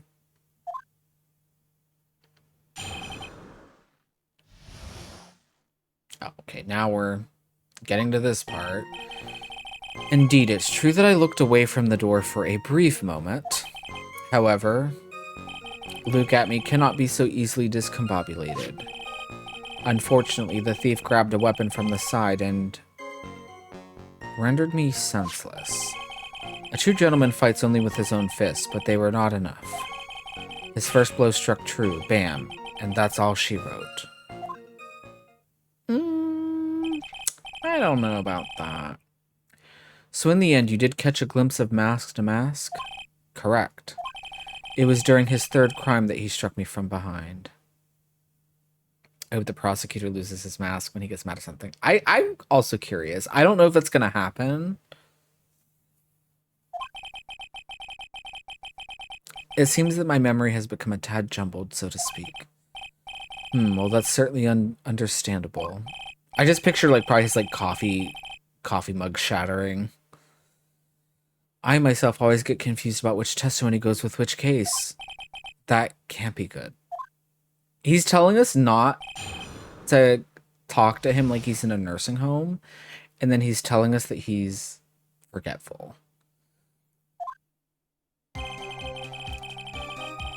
Indeed, it's true that I looked away from the door for a brief moment.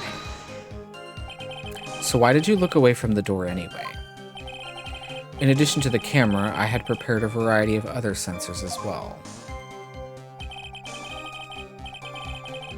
The alarm on one of those had gone off, so I had to check the data. That's why I went to the computer, elegantly, of course. So you were momentarily vulnerable when you were working on the computer? What should I do? Should I ask some more questions? I'm curious about the sensor.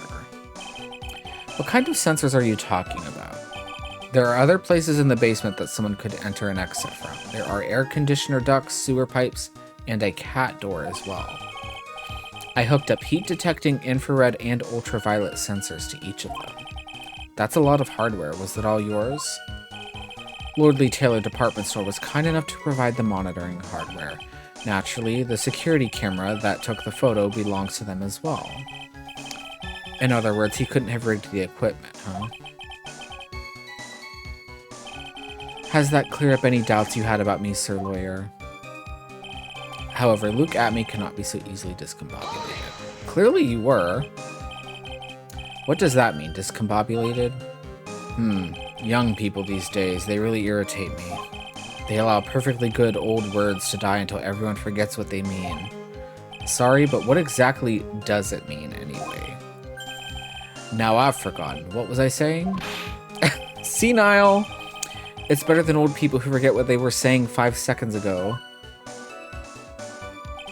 Well, it looks like we've cleared that up. You can go on with your testimony. Well, let's go back and ask about the computer. Anytime where they give us options, I feel like we have to ask every options. Oh, was it this one? Oh, wait, no, it wasn't this statement. It was... What statement was it? Was it this statement? Now I'm confused. Okay. It was this one. Let's ask about the computer. So did that computer belong to Lordly Taylor as well? Correct. Well, except for the program that manages the data. That was specially designed by me, Luke Atme. In that case, he could have easily manipulated the data. What's wrong, Sir Lawyer? Okay, unfortunately the thief grabbed a weapon from the side and rendered me senseless. What do you mean by weapon from the side?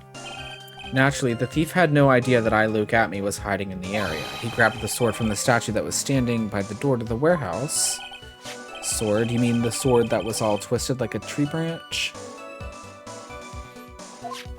Correct. Fortunately for me, the blade was not sharp. Okay, so he is talking about the Shichi Shido. So the thief armed himself with the sword, and what about yourself, witness? A true gentleman fights only with his own fist, but they were not enough. You had that much faith in your own fighting abilities? But of course, in college, I was the second in charge of the boxing club. I'm sorry if I failed to find that appropriately impressive. However, my opponent in the ring this time was my arch nemesis, Mask to Mask. This guy's a real piece of work. His first blow struck true, bam, and that's all she wrote. But that still doesn't make sense if there was a struggle. The first hit wouldn't have knocked him out, you know? Can you tell us a little bit more about what happened? My opponent was both powerful and vicious. You might say he was power-icious. Power-icious? I assumed the Atme fighting stance, but a sudden flash of light blinded me. That, of course, was checkmate. My opponent had bested me. What do I do now? Should I ask more about this? You were blinded. So what was this flash of light that blinded you? I was bathed in a golden light that seemed to come from the statue of the woman. The statue of Amy Faye, I'm guessing. Well, that wasn't very much help at all. Well, what do you think, Nick? Well, there's one thing that I'm absolutely sure of now. Yeah, what is it? This Luke Atme guy, he's definitely hiding something. But why? I think I'm starting to figure out what really happened that night. And about the true nature of this detective. Well, now we have to ask him about his fighting stance.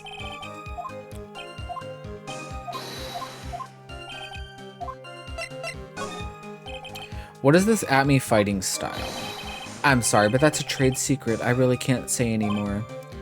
But I suppose I can tell you if I absolutely must. The main thing is to put your back to the wall. That way no one can get behind you.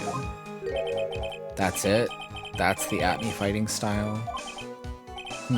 Well, Mr. Wright, what about that testimony? If his back was to the wall...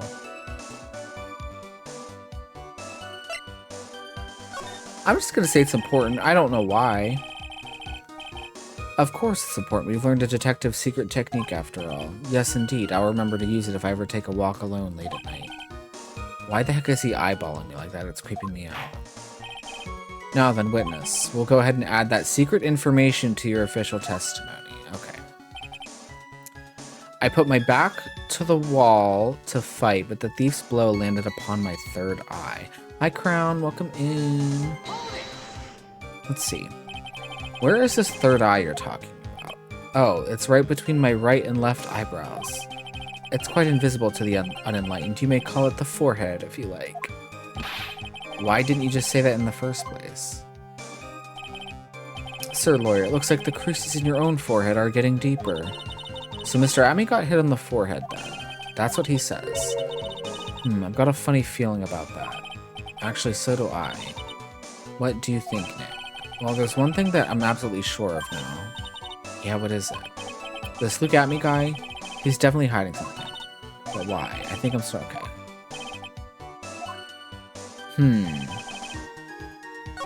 It's almost always the testimony that's added. I feel like if we saw him get hit on the head, wouldn't he have a mark there? I know that's probably not what they want us to say.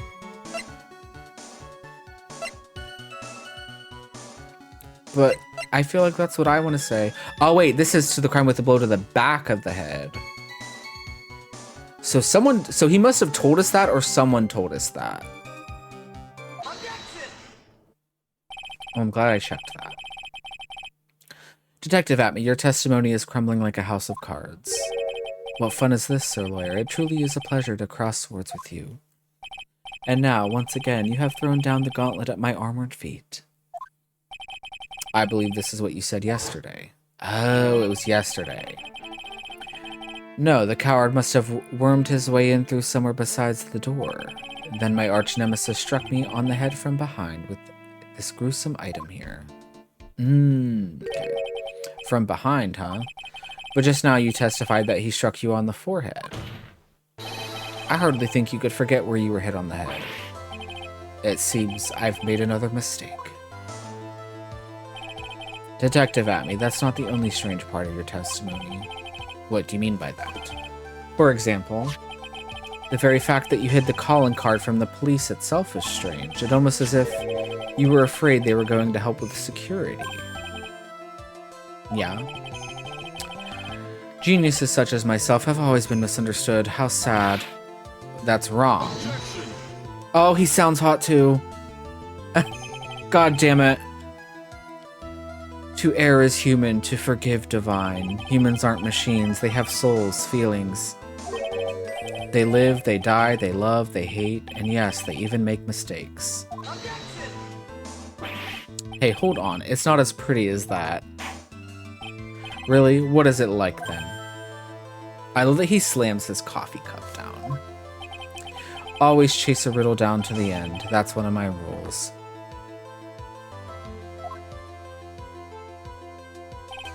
This is it.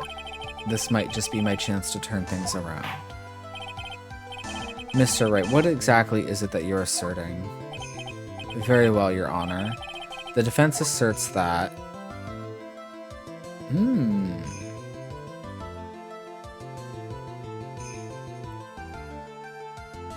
This is weird, because the first two are basically saying the same thing. Let's save. I feel like him being the thief is kind of too obvious. Yeah, the thief is named Mask to Mask. This is actually our first non-murder trial. But I don't know, though. Let's see. Let's see what happens. We're only going to lose 1 health. The answer is simple. It's all clear to me now. Detective Luke Atmey's true identity is actually Mask to Mask. Because if it was his computer software that he put on there to track stuff, he could have disabled it and then, I don't know, turned it back on or gotten rid of footage that, I don't know.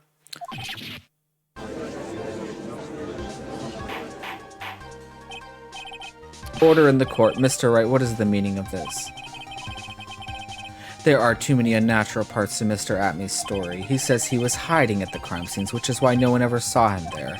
And then, in his last case, he manages to outperform Detective Gumshoe and the entire police force to miraculously retrieve the stolen treasure. That's because I analyzed the crime scene data and made an exquisitely elegant deduction. I picked up clues that the police overlooked in order to arrive at a... Oh, please.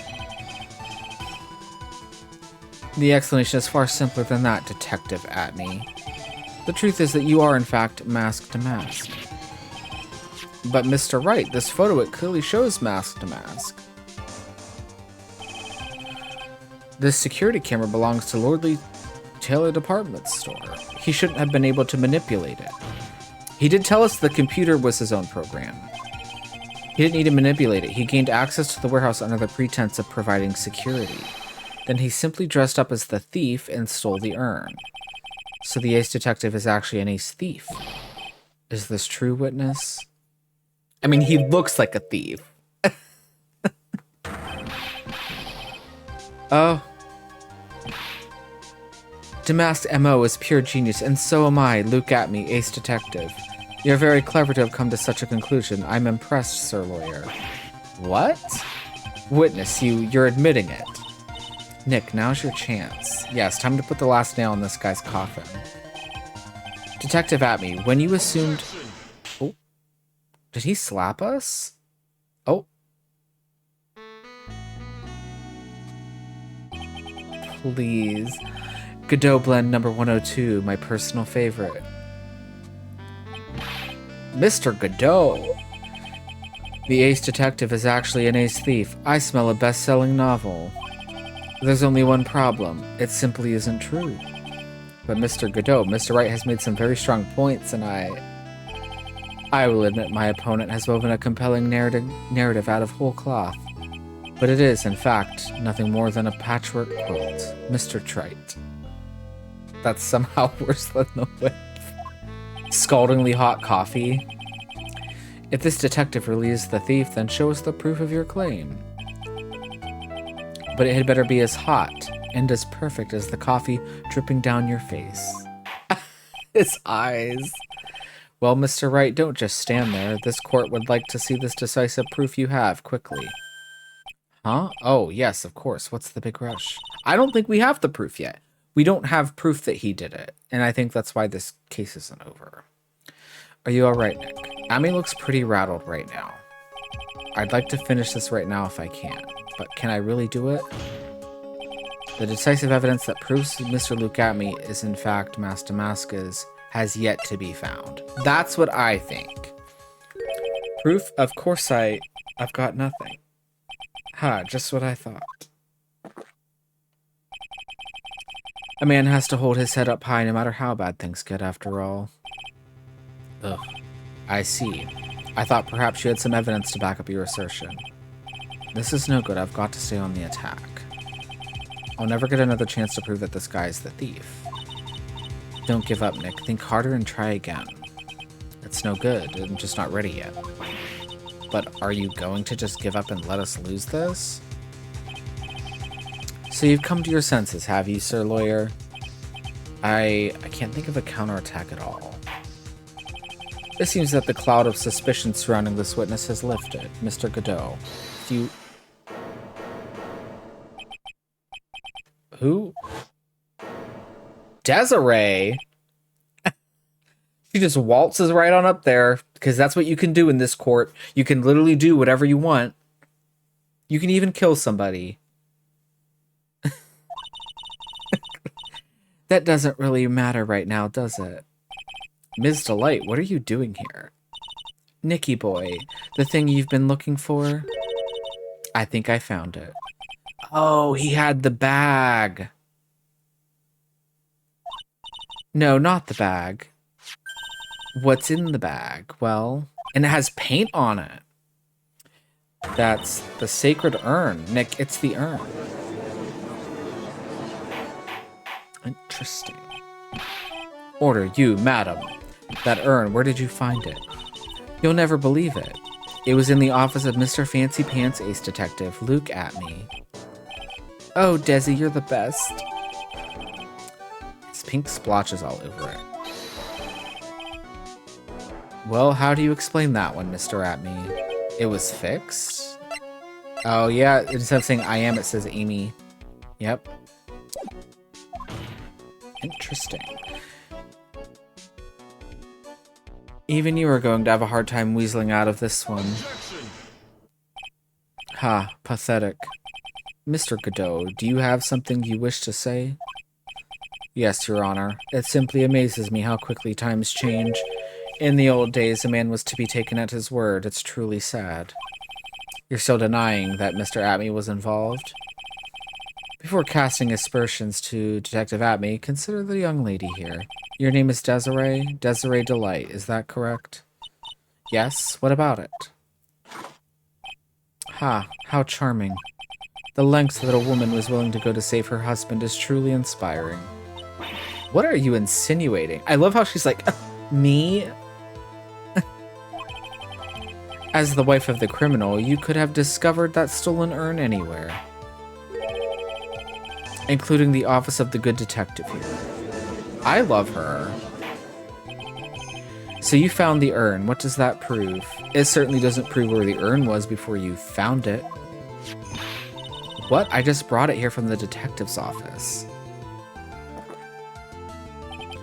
Please, madam, this town is already filled to the brim with lies and murder. And murder. Any more could only compound the tragedy we have been witness to. You're wrong. I would never do such a thing. Please, Nicky boy, you've got to help me talk some sense into these people. There must be some way. So let me get my dog.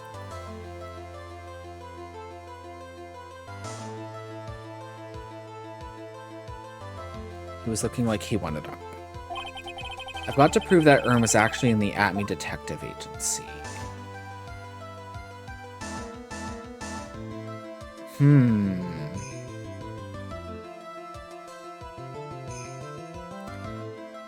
He had a lot of stuff there, so he probably was smarter than to have fingerprints on it.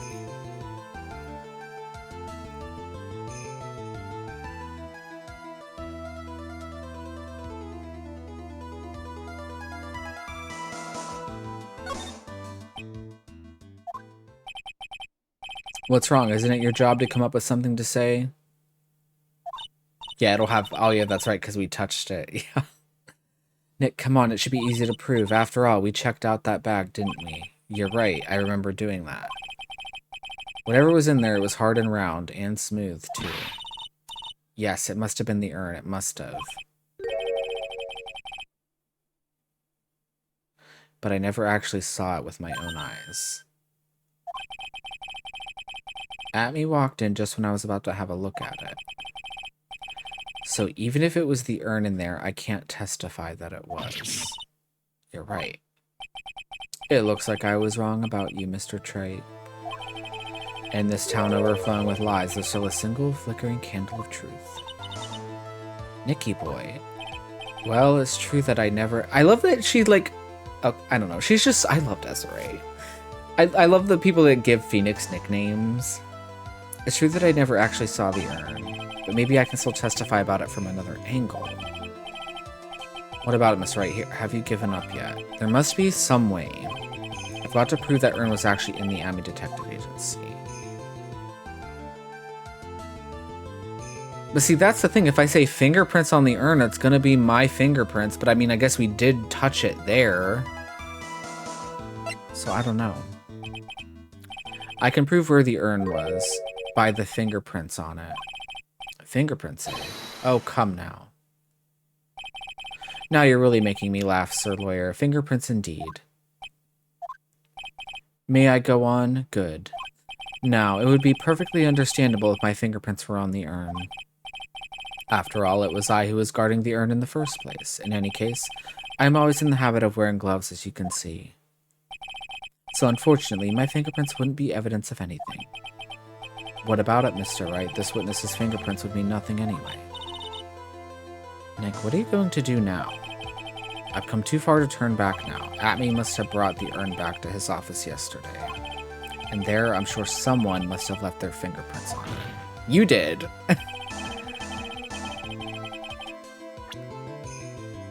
So I guess we do present ourselves, because we checked the bag. Aw, look at Phoenix. This is my third year as a young but skilled lawyer. We touched it. So what is all this fuss about fingerprints anyway? Mr. Atme, do you recall the events of yesterday? Hey Nick, come on, open it up. Wait a minute, we can't just open his private property, and we did. Don't be such a fuddy-duddy, this is an important investigation. Well, what's in there? Hang on a sec, I'm taking it out now. Whatever it is, it feels kinda hard and smooth. Well, hello there. It's true that I didn't get a chance to look in the bag at that time, but I did touch what was inside. What? You touched it? And I remember it very well. It was smooth and hard. Well, that was just... Your Honor, I'd like the court to examine the fingerprints on that urn. If my fingerprints are on there, then it proves that the urn was in Detective Atme's office. Well, even if your fingerprints are on the urn, it still doesn't prove when they were put there, does it? Of course it does. What did you say? It's not what I say, but what Adrian Andrews, the person in charge of the exhibition, said. I polished it until it was just about glowing. I thought maybe I could make it look more valuable. Love that, Phoenix. If she polished it that much, she must have removed any and all fingerprints on it. And the only chance I had to get my fingerprints on it after that was yesterday at the Atme Detective Agency. Ha, this blend, Godot blend number 107, I've decided it's a little too bitter after all. So his mask has not come off, but it is steaming and it's glowing. That is very weird.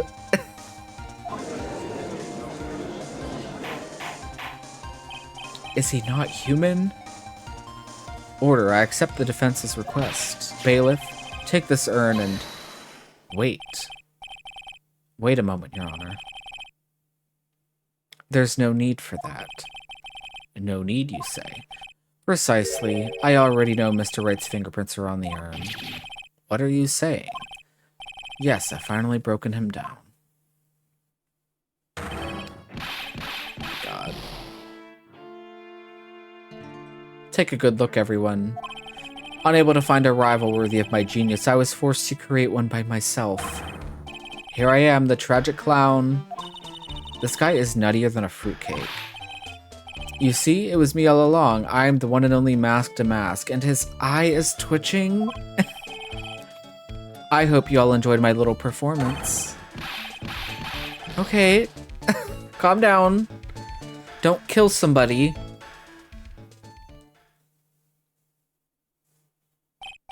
Well, Mr. Godot, what's Mr. Atme's condition? He's still in the lobby, laughing insanely, Your Honor. I wish I could enjoy the joke as much as he seems to be. Well, it looks like the matter has been settled. I came perilously close to besmirching the record of an innocent young man, besmirching him with the title of thief. Nick, you were right after all. Yeah, I guess Mr. Delight really wasn't the thief. The court finds the defendant, Mr. Ron Delight. What? You're wrong. Wrong, I tell you. I mean, not exactly wrong so much, but actually not right is what I was really trying to say. Oh no, he's not. This can't be happening. The thief, the sneaky, odious thief who's been stealing all the treasures. It's me. I'm him. I'm the one you want. I'm the thief, I tell you. So do it. Pronounce me guilty, please. Oh, she's delusional. I don't know what kind of a kangaroo court you think this is. This is a kangaroo court! Because of you! Because of you, sir. They finally fucking said it. I cannot. I'm gonna throw my controller. The true identity of the thief has already been proven. Please hurry and pass judgment. What are you talking about? I already confessed. I'm the thief, I tell you. Also, welcome in, Voids. No one claimed the first thing today. Ironically, but welcome in.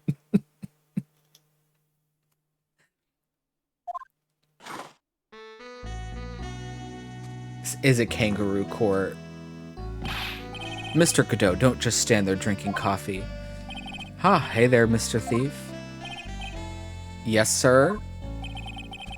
If you're really a man, then clean up your own mess. I'm sorry, I'm afraid I just don't have any idea what you mean. If you are masked to mask, then prove it. That's what it means. Yes, sir, I'd be happy to. He says he'll be happy to, Nick. It's kind of cute. He's 100% committed to his fantasy. Good boy, just remember one thing. A boy only gets one chance in his life to become a man. I know that. I won't fail, I swear. Why is this becoming, like, strangely erotic? Is anyone getting that kind of vibe right now? Okay then, talk. We're all listening. Oh well, let's all have a listen to this confession. Oh my god, we're actually doing this? Okay. Alright. Guess we're doing this. The truth is, I've been masked to mask all along. I mean, you can't prove that I'm not actually masked to mask, can you? I don't have an alibi for the night the urn was stolen, after all. I donned my costume that night and dancingly descended upon the scene of the crime. Look, you can see right there in the photo, that's me. As for my brooch, I snagged it on the door handle and it got torn off, that's all. Interesting. I don't like the direction this trial has taken, and neither have I. I'm glad we agree. But this is how every trial goes, at least with me anyway. Ha. You're doing great. Hee hee. Stop it, Mr. Godot. You're embarrassing me. Are they flirting? Like I said, you're only going to get one chance to testify, alright? But if you make it through this with flying colors, I'll keep my promise too. I'll make sure you stay locked up in prison as the one and only true Mask to Mask. Thanks so much, Mr. Godot. I'll do my best. Alright, Mr. Wright, I'm afraid it's time for the cross-examination. This is literally my face right now. You can't see it, but that's me. What's right with these people? Let's ask that question.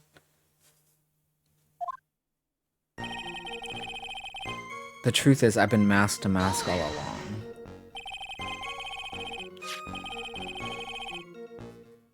You may think you're the real Mask to Mask, but your wife thinks you're delusional. I haven't told Desi yet about my true identity, I mean. Believe me, I've got my reasons. With the way your room is decked out, how could she not know about it? Even thieves have complicated family situations, I suppose. What should I do? It sounds like we're about to get sidetracked again. No, we're gonna press harder. So why are you withholding the truth from your wife? Well, first of all, I don't think she'd believe me anyway. And second, if there's one thing that Desi absolutely detests, it's criminals. If that's the case, then why did you ever start thieving to begin with? Well, Desi is crazy about shopping. She's a real shopaholic. But she's the love of my life, Your Honor. I guess you could say I'm a Desi-aholic. So you do have a complicated family situation after all. Alright, that's enough. Please continue with your testimony. I beg of you. I mean, you can't prove that I'm not actually mask to mask, can you? I thought you were going to be the one to show us the proof. You know, that you're the real mask to mask and not just some kind of obsessed fanboy? Hey, now that's not fair. Why do I have to do all the hard work anyway? Maybe because you're the one making the outrageous claim for a change. Come on, Nick, you know that Mr. Delight couldn't have committed the crime. You're the one with the fancy law degree. It's time to put it to work already. I need some kind of proof that Ron couldn't possibly be mask to mask. Well, I guess if you had that kind of proof, we wouldn't still be here, would we? For the time being, maybe I need to shift strategy. I should try to show that Mr. Delight couldn't have stolen the urn. Anyway, I don't have an alibi for the night the urn was stolen after all. I feel bad for his wife, same. You've got no alibi? I've been a judge for a long time, and this is the first time I've ever heard a defendant brag about having no alibi. But I tell you I was in Lordly Taylor that night. No. That's too vague, even for me. To be more precise, I was down in the basement warehouse. Hold on. What is it, Nick? Where was Ron Delight when the crime happened anyway? He was at work. Actually, if we can prove he had an alibi after all, this case will be a piece of cake. I think that blackmail letter, possibly. You're right, but... Ha, you think you can prove that? Wake up and smell the coffee.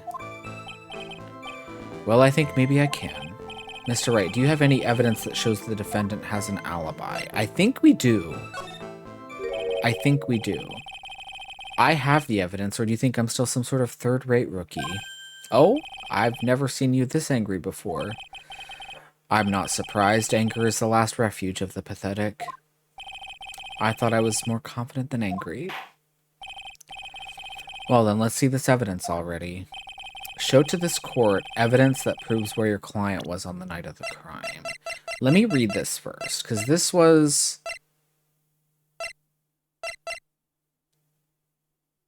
This was his wallet. This was around 1 a.m. at the night of the crime. So I feel like that's probably what it is.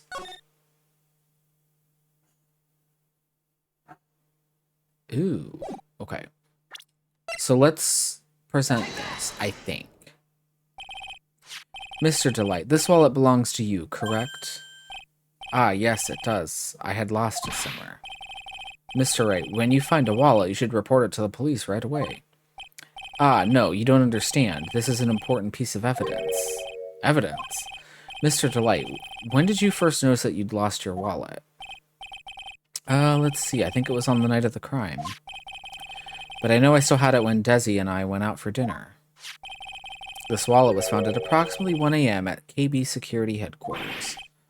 What? Surely you're not serious. Yes, I am serious. This proves that Mr. Delight was in fact at KB Security that night. No!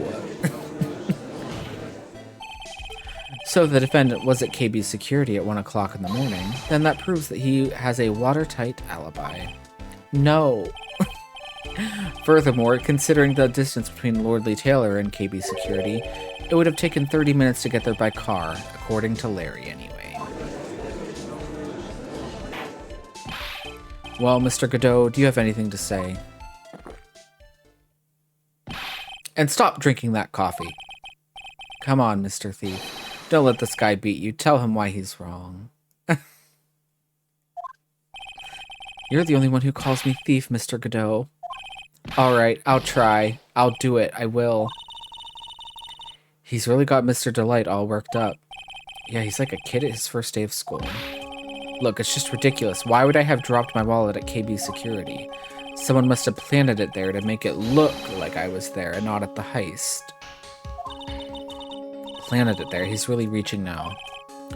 Mr. Delight, you probably dropped your wallet when you took it out to use this, didn't you? The key card to KB Security's CEO's office. No. Huh, that was a pretty good try, Mr. Trait. Unfortunately, you've overlooked one small thing. What? Motive, of course. Why would this thief go to the KB security in the middle of the night? Anyway, because of he was getting blackmailed. That's the motive. Well, Mr. Wright, it looks like you need some more evidence after all. This stupid kid. We have the motive. Let's see your evidence. The evidence that shows why Mr. Delight went to KB security at 1 a.m. that night. Right here. Mr. Delight, I believe you've seen this before, correct? Ah, that's... What is it? A blackmail letter. That's what it looks like from the contents. Blackmail. Yes, basically it says, bring $50,000. That certainly sounds like blackmail, all right. At the time of the theft, Mr. Delight was dealing with the blackmailer himself in KB Security CEO office, a full half an hour away from the scene of the crime.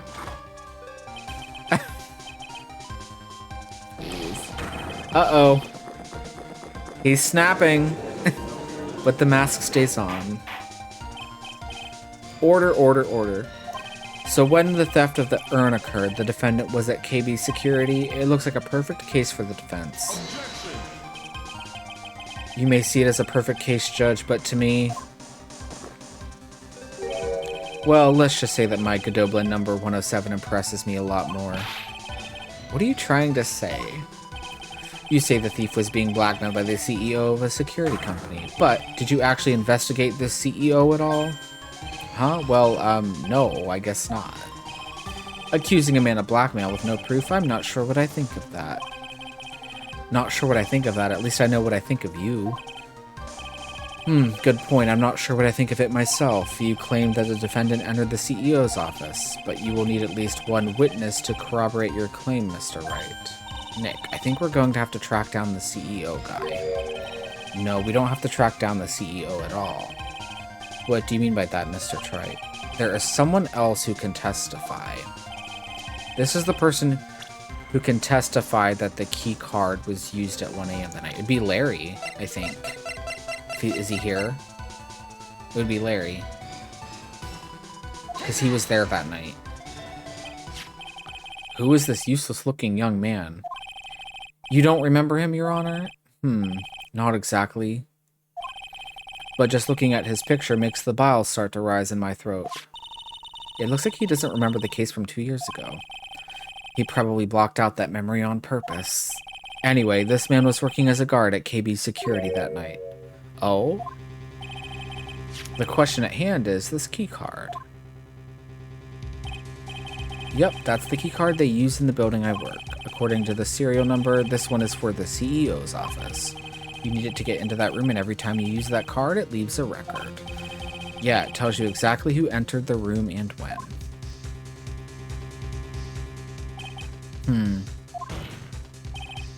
As you can see, there's no need to investigate the CEO of KB Security. We should be able to discover the truth simply by analyzing this key card's data.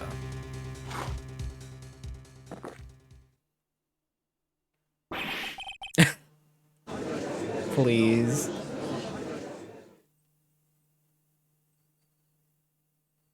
The end. No, I'm just kidding. Well, Mr. Godot, the name of the CEO of KB Security is Kane Bullard. I was unable to contact him directly, but I got the keycard data here. So what does it show? Each keycard has its own serial number, and they leave detailed records of their use.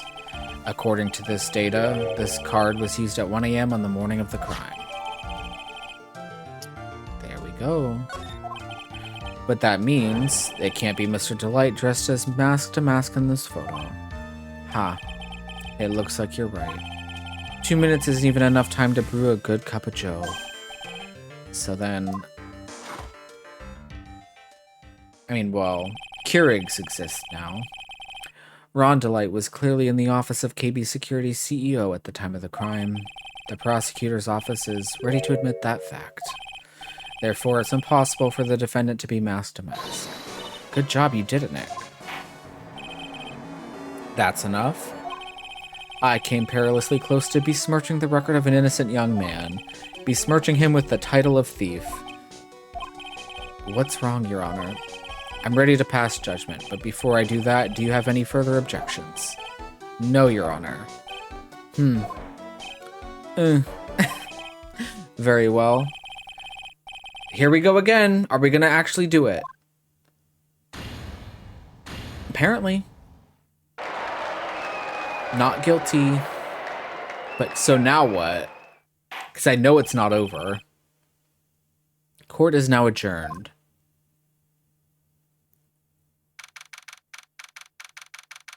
I don't think it's not over. Well, Luke at me says he admitted to it. He was like hysterical about it. I don't know. Nick, you did it. You were right after all. Actually, I'm a little bit ashamed of myself. Nicky boy. Oh, Ms. Delight. And I only know that the trial's not over because we literally raided out into someone, I think it was Sunday, that was playing this episode. And he was on like part 3 or 4. Like, I know it's not over yet. I knew you could do it. I believed in you all along, Nicky boy. I don't know how I can ever repay you. Aw, shucks. Thanks, Ms. Delight. I just know I'm blushing. Congratulations, Mr. Nick. Oh, pearls. I've got a bad feeling about this. Who is this woman?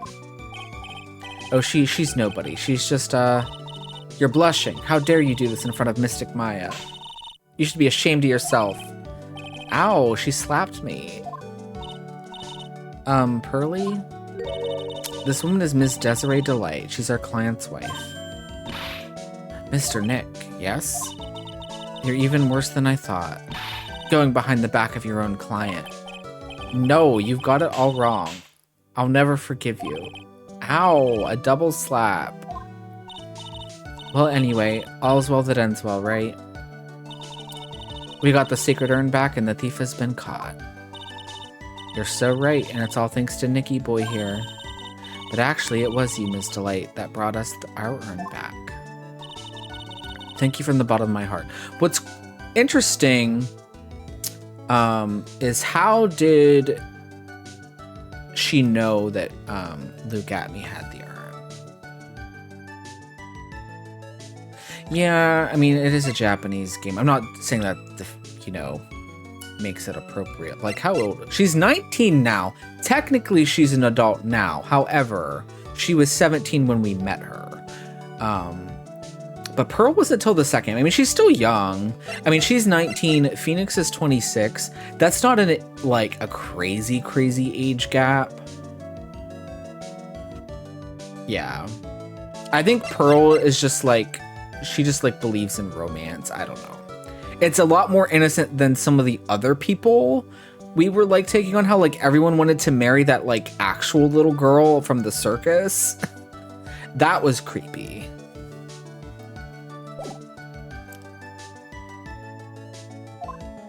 And I know, well, but that, like I said, she was 17 when we met her. But then we didn't meet Pearl till the last game, so she would have been 18 then.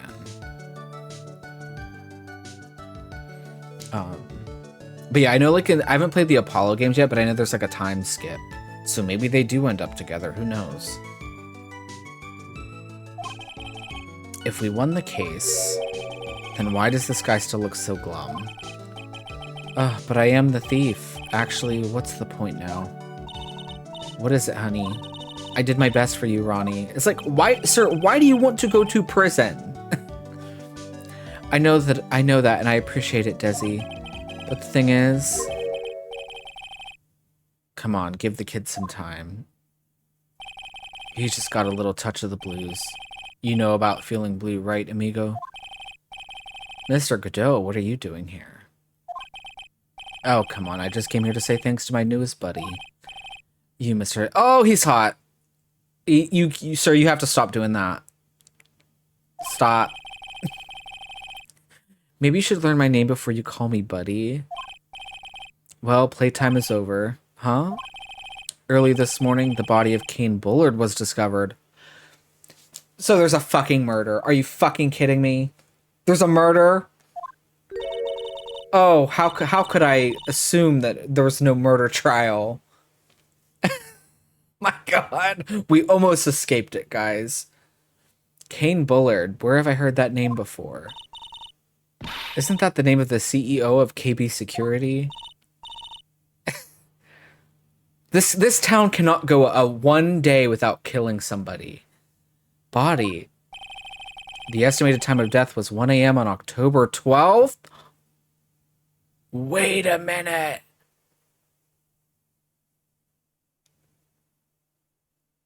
So now our client's going to be accused of murder. Maybe he wanted to be locked up for stealing something.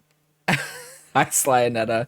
Maybe he wanted to be locked up for stealing something because you'd get a lesser sentence than murder. Oh my god. 1 a.m. on October 12th. You don't mean... That's right, amigo. At the same time that a cheap little urn was being stolen, the CEO of KB Security was being murdered. So then, what are you doing here? Oh, come on, you figured it out already, haven't you, amigo? Or have you already forgotten about that piece of info I helped you out with today? Helped me out? What? On October 12th at 1 o'clock in the morning, Ron Delight was in the CEO's office, the scene of the murder. After getting that blackmail letter, he must have been imbrued with utter rage. What are you saying? Imbrued with rage? Come on, don't tell me you didn't know. Ron Delight was once an employee of KB Security. He was a professional security guard. An employee of KB Security. It looks like the alibi that saved him from being convicted as a thief is going to be the noose that gets him hanged. Kind of an anti-alibi. No way. He can't be the thief because he was at the murder scene when the murder occurred. No, that's a lie. It can't be true. Oh, but I am a thief, I tell you.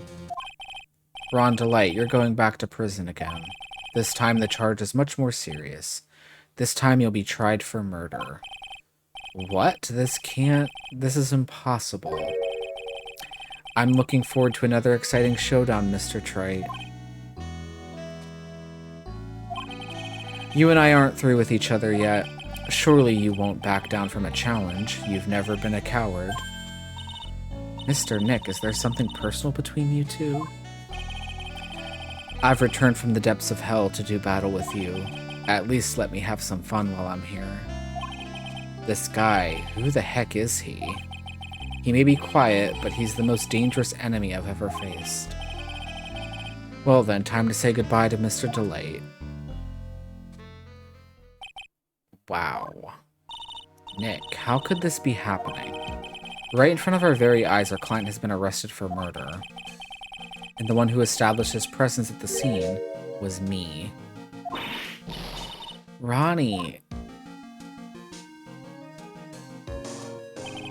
Arrested for murder on the very same day he's declared innocent of larceny. What the heck's going to happen next? Who could have seen that coming? That is wild. I really didn't. I genuinely did not think they were gonna be like. Actually, no, there was murder. You know.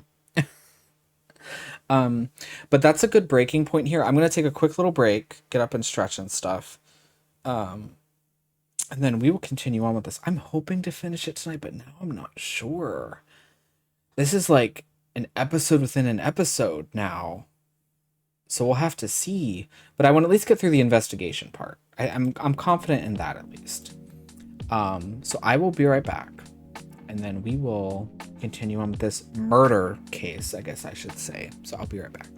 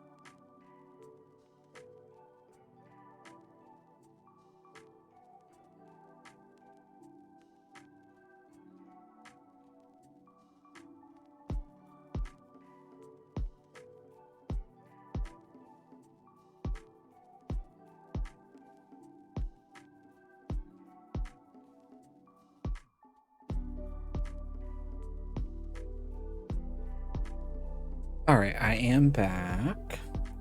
Had to get up and stretch and stuff. So I have a little bit of coffee left, just like Godot. I'm gonna be nursing this for the rest of stream. There's a good couple bit of sips left. I think I can manage. But yeah, let's get on with this murder trial, I guess, where there's murder because somebody murdered somebody. Thank you, kitten. This is crazy. This is just insane.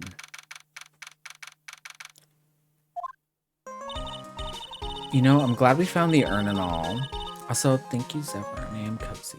Also, kind of unrelated. I'm hoping to, I don't know when Ziga's going to be able to do it, but I did ask him if I can just get a toggle where the jacket comes off.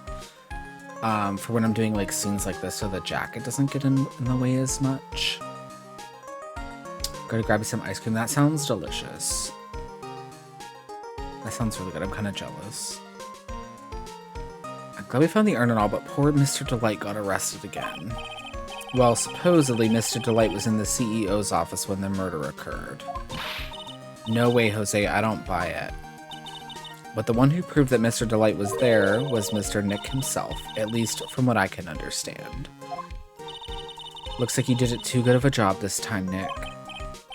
Well, how about we get started looking into the KB security murder? I think I'm going to head back to Crane Village for a little while, if that's alright. Sure, but why? I'm going to bring the sacred urn back and have some people take a look at it. Well, it definitely needs cleaned because there's paint on it.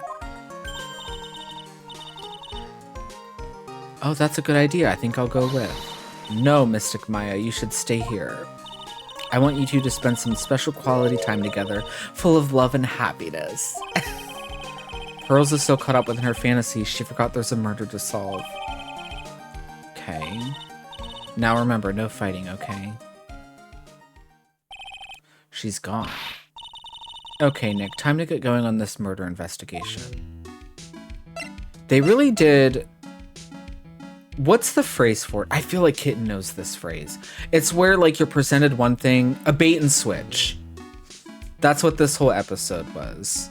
Making us think it was going to be about a thievery, and it was really murder. So what do we do now? Isn't it obvious? We should get out there and investigate the murder. Well, first we need to find out exactly where KB security is located. Hey, why don't we ask Ms. Delight? She should know. Besides, I want to ask her some stuff about motorcycles. Motorcycles? You're not thinking of getting one, are you? I'm not the same little Maya who used to be happy with her dinky little bike, Nicky boy. Speaking of asking around, I've got a few questions of my own for Mr. Delight. Okay, well, let's make sure to go to the detention center, too. You must be relieved we got the sacred urn back, huh? You bet, but there's something a little different about it. Don't... me. It's pretty obvious, isn't it? I mean, take a look at this. It clearly says I am on the urn in the poster. So Puma was right, they did. Someone fixed it. But the urn we got back says Amy like it always used to. Oh yeah, you're right. Plus, the vase has pink splotches on it now. I'm sure they weren't there before. Maya doesn't know, but 1 year ago when the urn was broken, the repairer accidentally turned Mystic Amy's name into I am. I hate that they have to keep showing this. This is so sad. Like Pearl sitting there crying, putting her like dead grandmother's like urn back to life. But still, I don't remember ever seeing pink splotches on it. Is it possible that urn is a fake? I'm sure Pearl will find out about that when she gets back to Korean Village. That'd be interesting. Yeah, I suppose. Now that I think about it, Maya hasn't been back to Korean Village in a long time. So I guess people still go to Korean Village to do their training, right? Yep, if you want to become a spirit medium, you need to undergo severe training. So why haven't you been training lately, Maya? Well, lately I've been thinking of heading to a channeling dojo to do just that. A channeling dojo, huh? Sounds pretty serious, whatever that is. If you're going to train, you have to be serious, otherwise real tragedies can happen. Is that what happened last year still bothering you? That murder in her village. It happened because the power of channeling was misused. When a medium uses the crane technique, she temporarily loses her own will. So when an especially strong spirit is summoned, the spirit medium can get taken over and even forced to commit terrible crimes. What's worse, in those cases, the spirit medium has no memory of what happened.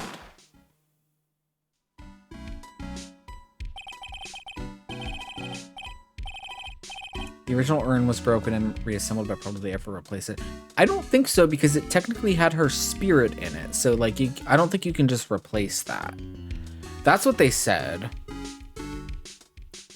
That murder, it wasn't your fault, Maya. You know that, don't you? I suppose not, but I guess I'm still a bit shaken up, that's all. It sounds like being the master of Karain is going to be a heavy responsibility. Well, I guess we go to the detention center again.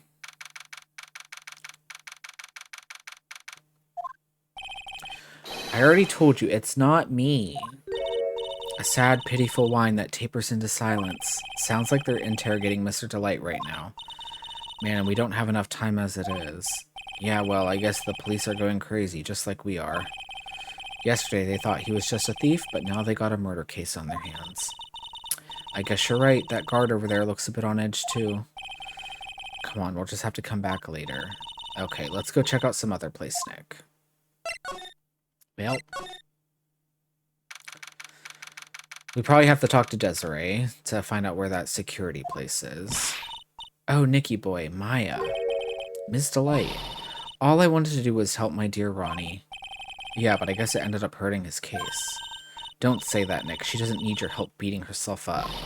Hey, Nicky boy, please, please help Ronnie.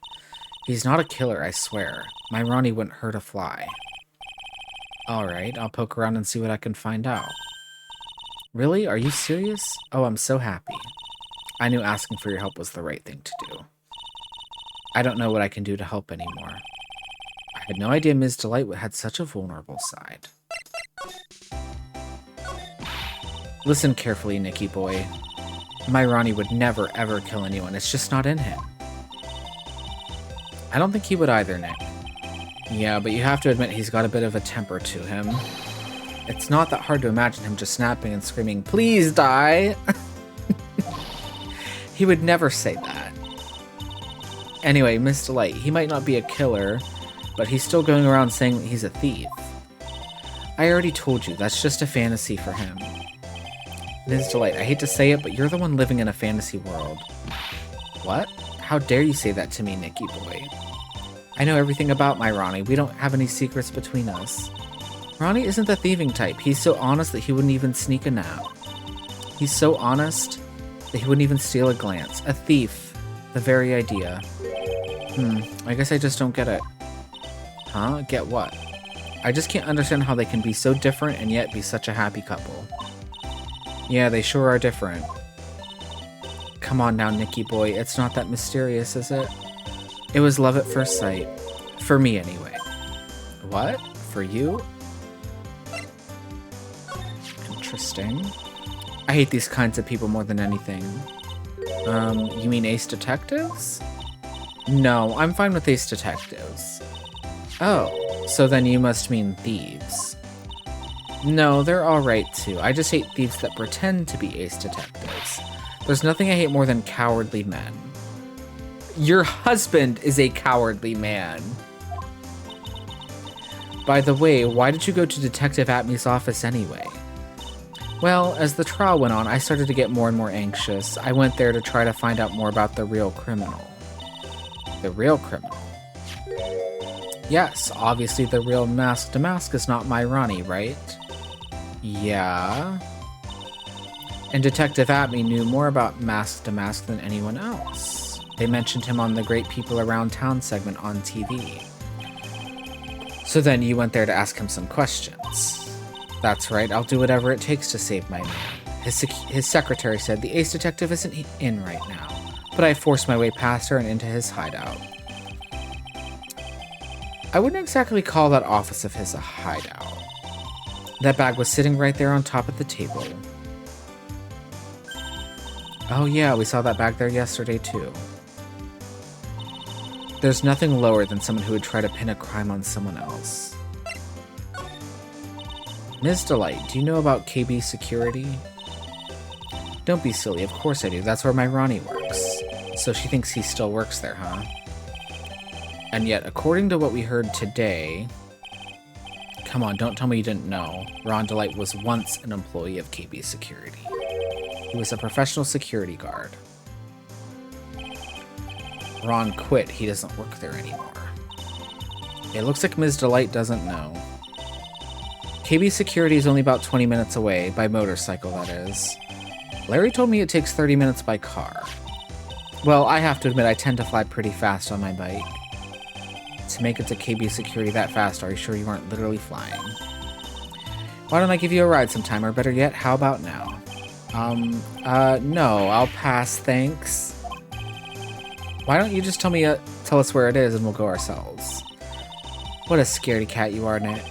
Ms. Delight told us the location of KB Security. Okay, let's head over there right away, Nick. Well... So was it really love at first sight when you first met Mr. Delight? Well, maybe not at first sight, but Ronnie saved my life. Saved your life? I was at work one day when 2 robbers suddenly rushed in. Well, I'm not the kind to just curl into a little ball in a corner, so I fought back.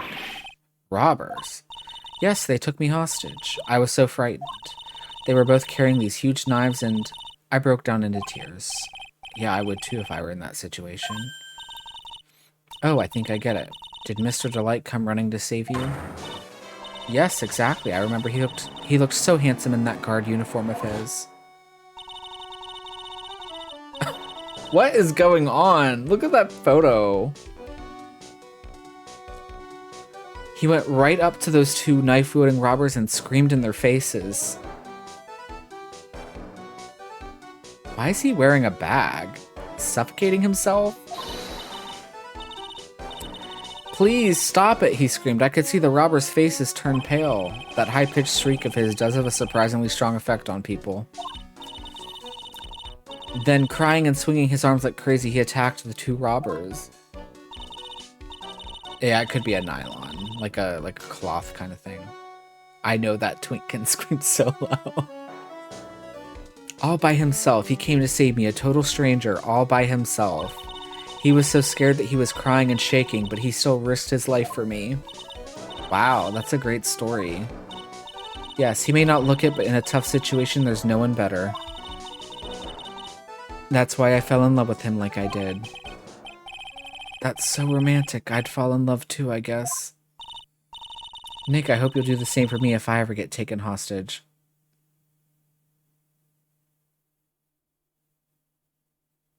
Okay. We're not gonna... With Maya, that possibility always seems to loom in the not-so-distant future. As if that didn't already happen. I know.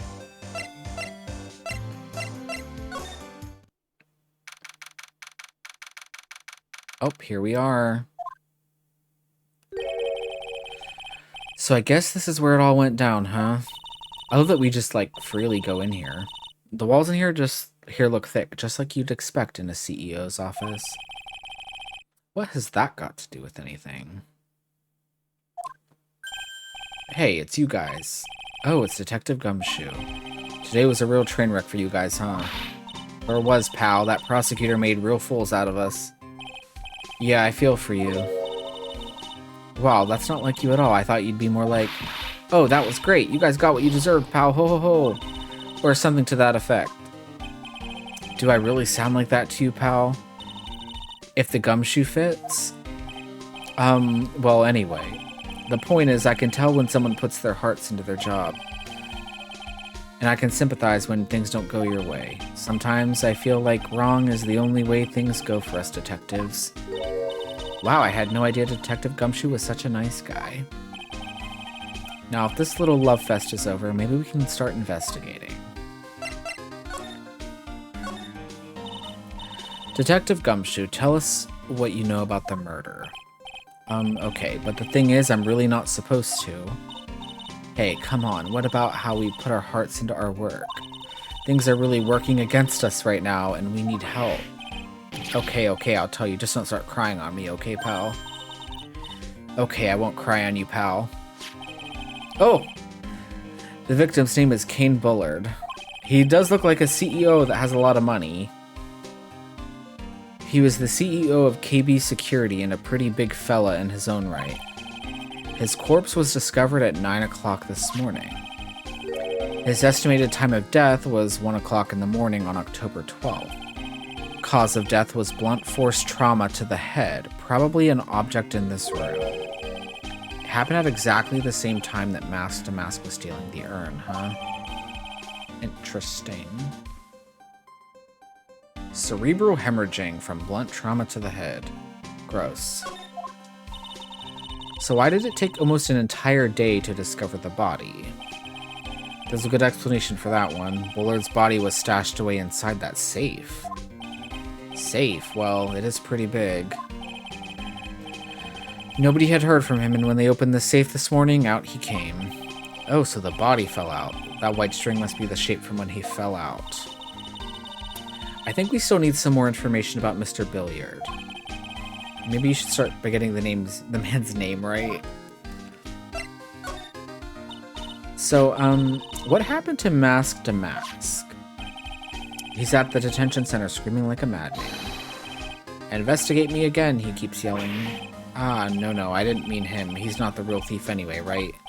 Oh, you mean that detective at me? Oh, that was great. That guy got what he deserved. Now that's the detective I know and love. Think about it. Atme was always around when a calling card showed up. But he always mysteriously disappeared when the heist took place. I was hiding at the crime scene. Yeah, right. That's the lamest thing I've ever heard. That's how you just knew he was the thief.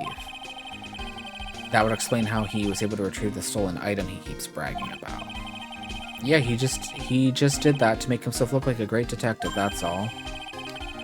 But there's this one thing I can't figure out about his first heist.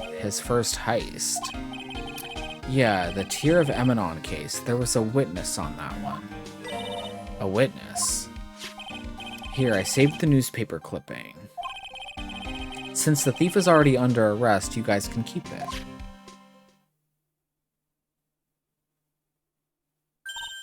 Interesting. Hey, this guard here, haven't I seen him somewhere before? It's pretty small, so it's kind of hard to see, but now that she mentions it... Is it Larry? I don't think so, right?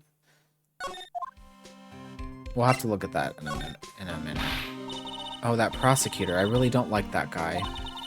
The way he used our own evidence to do that to Mr. Delight. Yeah, I think he did it that way just because he knew it'd hurt more. That's what my gut tells me anyway. So who is that Java-addicted masked maniac anyway? Prosecutor Godot? He's quite the enigma, huh? The thing is, pal, I never even heard of the guy before. He just showed up one day at the prosecutor's office, came out of nowhere. That's right, he said this was his first case as a prosecutor. And it's true, according to the records anyway. But, no way he's an amateur, he's an Iceman in court, and a maverick that gives me goosebumps. Goosebumps? You? Yeah, I knew something was off about him, so I asked around. Nobody would talk to me, they all just turned the other way. Poor Detective Gumshoe, I had no idea you were so unpopular. Ah, no, that's not what I meant. That Godot guy acts like he knows me and has a grudge against me. I get the feeling he's hiding some kind of dark secret. Well, I guess we start examining things. This rope, you think it fell out of the safe when it was opened? I don't think so. So you mean, yeah, I think the string shows where and how the corpse was lying. You mean, the victim, he was killed by being crushed by the safe door? She can't be serious, can she? Ew, think about it. A dead guy was laying in here all night. Yeah, oh, by the way, don't bother asking about fingerprints. There were none. Well, somebody opened the safe on the night of the crime, right? Yeah, and so? Well, if Mr. Bullard's body was hidden in here, it must mean that it was opened by either the killer or the victim, right? Yeah, I guess so. Oh, I got some bad news for you, pal. Are you ready? Okay, shoot. Opening this baby is no piece of cake. There are only a few people who know how to open this safe, pal. Yeah, and... everyone that knows how to open the safe had airtight alibis. I checked. Everyone except one, that is. I'm almost afraid to ask. Former security chief Ron Delight. What? Ron Delight, he was a security chief? Ron, so he knew how to open the safe, huh? Yeah, sorry for raining on your parade there, pal. Well... although if he was a former employee, how did his cards still work? They usually deactivate those. Wow, look at that huge framed photo. Tall mountains rising majestically against a dark and cloudy sky. There's a title written at the bottom of the photo. The greatest sunrise of my life. This is it? This was his best sunrise? Either this guy didn't get out enough or he had a really rotten luck with the weather. Maybe if he had lived a little longer, he would have seen some better days. This must be the CEO's desk. It's a lot simpler than I would have thought. Hey, that looks like a super soft chair. Let me try it out just for a second. Oh, nice. I feel just like a CEO. Hey, you, whip me up a cup of some really expensive import tea and some scones. Move it. Ah, this is the life. And thank you for the follow. I ate a red crayon. Also, I love the name. The victim sat in that chair just before he was brutally killed, you know. Eek. Okay. What is this button? Oh, there's a button here. Let's see. Cut it out. Don't press that. That was pretty funny. I never knew Detective Gumshoe could jump like that. Can we please shut that off? What is that button anyway? Oh, it's an emergency buzzer. It says it right there on the panel. Oops, you're right. It's written right there. Nick, how many times have I told you to read the instructions first? This alarm's connected to the basement guard room. It's used to summon security up here. Really? Then it's possible on the night of the crime... Ooh, so when the CEO was attacked, do you think that maybe he pressed the buzzer? Yeah, I thought about that, so I asked around down there, but they said that the buzzer never went off that night. Also, we couldn't find any fingerprints on the buzzer. Mr. Bullard, the victim, wasn't wearing any gloves, by the way, just so you know. I think we'd better go and talk to that guard about this emergency buzzer.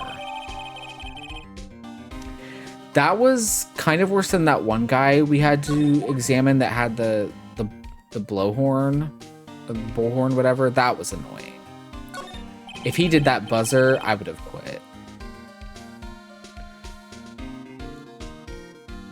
It must have been someone he trusted, maybe.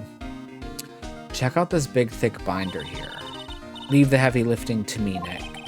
Reading a file isn't exactly back-breaking work, just a little hard on the eyes. Ah, what did you find out, Nick? This file, it's not about any sort of security operations or anything. This huge file is all about mask to mask. It's filled with info on him. What? What kind of info? Also, this is just a theory, but what if... and if anyone knows, don't spoil it, please. But what if... what if he actually did steal the urn... and then he was actually the killer? What if it was actually reversed? And maybe he was going crazy because it's oh yeah, I'm not being accused of murdering somebody. I don't know. That's just a random thought. It just seems like something this game would do.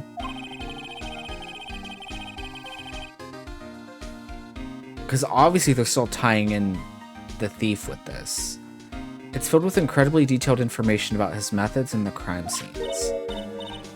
Hey Nick, look at the last page. It's a list. Let's see. Tier of Emanon, $100,000. This looks like a list of all the treasures that Mask to Mask stole. So then 100K is the value of the stolen item. I don't know. That number sounds kind of low to me. I think I better secretly make a copy of this list. Okay.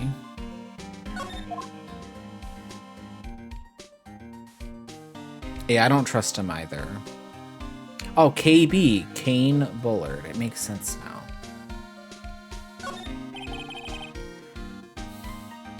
These look like some kind of bookshelf rolling cabinet hybrid. I can't get in between these two shelves. Don't strain yourself trying. It looks like the shelves are controlled by a special panel. But I guess it's a one shelf at a time, huh? Looks like they're filled with bunches of files. Yeah, files filled with data about security jobs they were hired to handle. It'd be a good night's reading if you got insomnia. I was hoping for something a little bit more exciting, like UFOs or something. Okay, well... Can we... Okay, security room. I love how everything is, like, super, like... This is not Spy Kids, guys. It's just a security company. Wow, this is really something else. For a security guard office, it sure doesn't feel very secure. KB security guard. Uh-oh, I just remembered. Larry might be. That's his jacket right there. Hey, Nick, what's up? Yep. Ugh, so he is here. Yo, how's it hanging, dude? And you got my sweet little Maya with you, too. Hi, Larry. Here I was working my fingers to the bone, and in walks an angel. I've got no problems with the daytime date. It's all good. You'd let Larry hit it, please. I said that Larry was kind of cute, and I said that to my friend who's like obsessed with the series for years. She's like, wow, you're the first person I know who seriously ever said that. And so I've just kept that opinion to myself. I think he's cute. He just makes some weird faces. That's all. And if I married someone like him, I would not be taking his last name. Oh yeah, that's right. You're a lawyer, aren't you? He's so hopelessly clueless.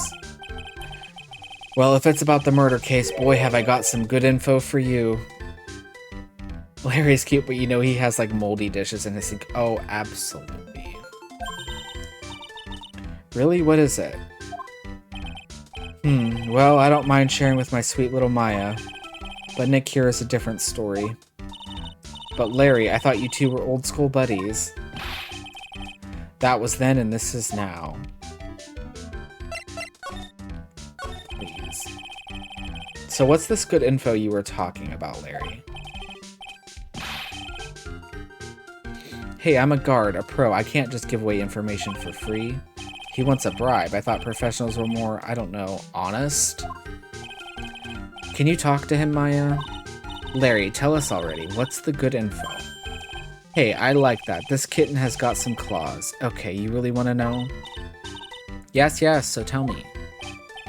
Okay, so the thing is, Ron Delight was an employee here, and naturally, since I'm a pro, I looked into his background. Follow me? Yes, you're a pro. I follow you. Go on. Well, 1 year ago, Ron Delight was fired. And there was no warning at all. It just happened all of a sudden. I know this is a small company, but I think that was pretty awful. I guess he must have done something bad to have gotten fired like that. Like maybe skipping out of work to go pick up hot chicks or something. No, that's just you. My God. So what is it like to be a part-time security guard? Let me tell you, it's tough. Well, you know me. I get by all right, I guess. First, I have to keep my eye on those monitors all the time. Monitors? There are security cameras set in each room around the building. It's really hard. Sometimes I feel like my eyes are gonna fall out. Oh. And if I see something suspicious, I have to contact one of the teams. What teams? The security teams for this company. They're supposedly the best in the business. But I'm no amateur either, so if it's something small, I don't bother calling. So in other words, you basically watch TV screens all day long. I would do that job. You were in this office when the murder took place, weren't you? Why do you say that? This is just a part-time job for me, and I can't operate the equipment, and I'm dumb. Even if it is part-time and you are dumb, you're still in charge of security here. Hey, give me a break. Don't try to pin the whole thing on me. That's not fair, Nick. Huh? I don't think you can expect someone like him to take any responsibility. Anyway, the point is you were here that night, right? Oh my god. He wasn't here. He probably wasn't here. Oh no, I knew something smelled bad and it was the butts after all. Well, it's like I always say, that was then and this is now, okay? It looks like I'm going to have to break his psyche locks after all. Great. And I just feel like we don't have that information, but we're gonna see. Because we've barely got any more clues on things. Because there's 2 locks. On the night of the crime, were you working hard like you were supposed to? What, huh? Of course I was. Why wouldn't I have been? But didn't you sneak out of work just yesterday to go see Ms. Delight? Ah, but that was that. And this is this. Is there any chance that you snuck out of work last night too? Never, I didn't sneak out. I tell you what, I'll even bet you $1. Although, didn't she say... What if she's cheating on her husband? Because didn't she say... Because she had... Remember, when we were questioning her, she did have an alibi about not stealing the urn. It was at 1 a.m., which was when this murder was happening. $1, wow, now that's confidence. What's with that drenched in the rain puppy look on your face? Do you have evidence that I left my position, or are you just pulling my chain? The evidence that Larry was not manning his station when the murder happened is... Ooh. See, that I don't think we have.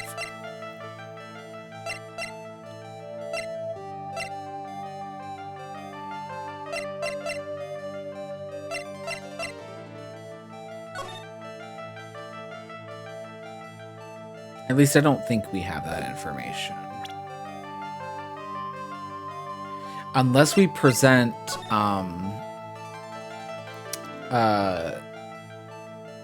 Desiree. But I don't know.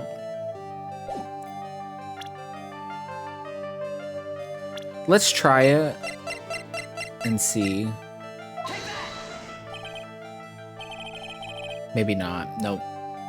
I was scared for a minute. Larry seems pretty relieved. Yeah. But I tell you, I'm not relieved. I'll even bet you 70 cents. Okay. What's with that baby who had his favorite toy taken away from him look on your face? Okay. So I don't think we know this information yet. I don't think.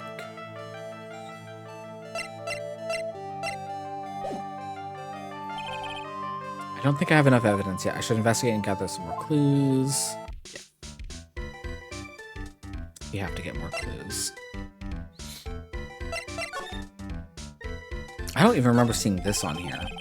Something is written on this poster in fine print.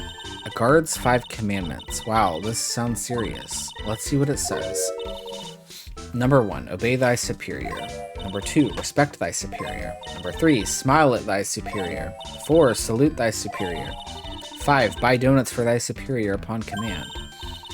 It's signed Wendy Oldbag, head supervisor. Oh my god, she works here now? I mean, she did say she worked for a security company in the last game, so this is where she works, I guess.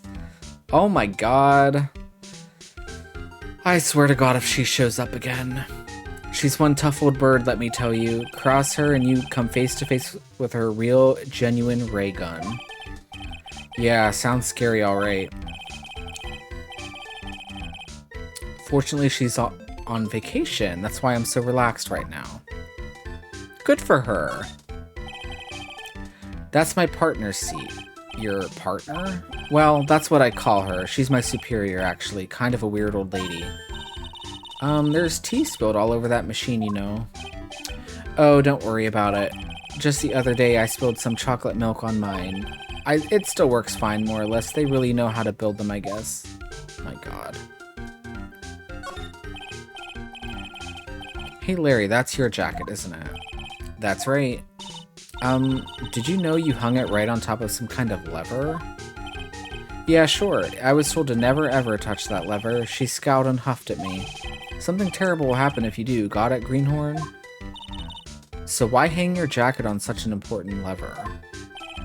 Because it got me curious. If the jacket weight pulls the lever down, that's what they call an accident. Doesn't the suspense just kill you? Don't you want to know what'll happen, huh? It's true. It's killing me too. What about you, Nick? Yeah, but for a different reason. Okay. Wow, take a look at these things here. Hey, Larry, what are they? Did you say Hey man, it's not like I have to know what they are to do my job.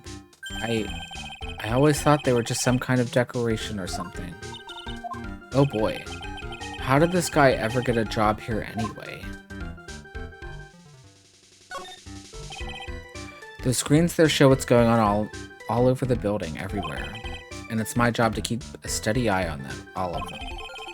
I wouldn't sound so smug if I were you.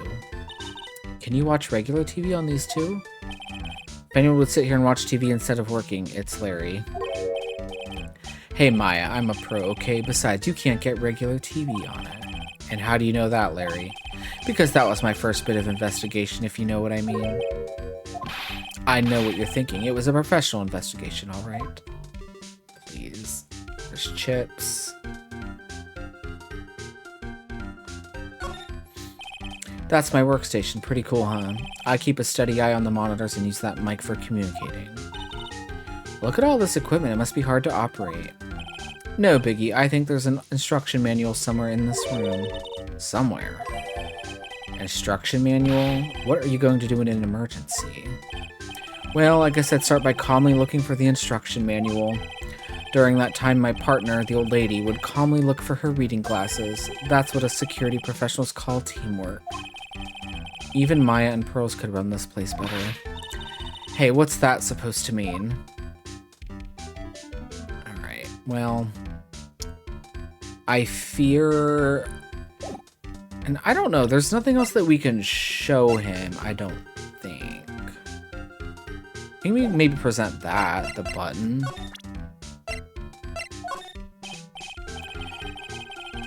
Hey Larry, there's something I want you to look at. Hey Nick, I told you I'm a pro and... Okay, so he doesn't... Yeah. He doesn't care about that. Do you care about the list? Nope. It's above his pay grade. And I mean, we already discussed the wallet and card with him, I thought. Yeah. Just check. Yeah. I wonder if maybe the detention center, if he is done being questioned, maybe? Can we go there? Possibly. Nope. What about the exhibition hall? If I can get there. Okay.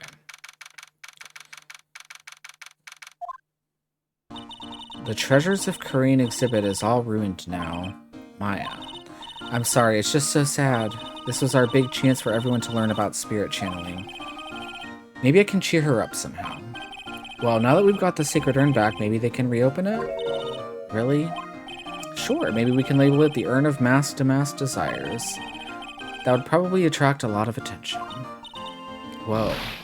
That's brilliant, Nick. We could clean up and be filthy rich. Woohoo.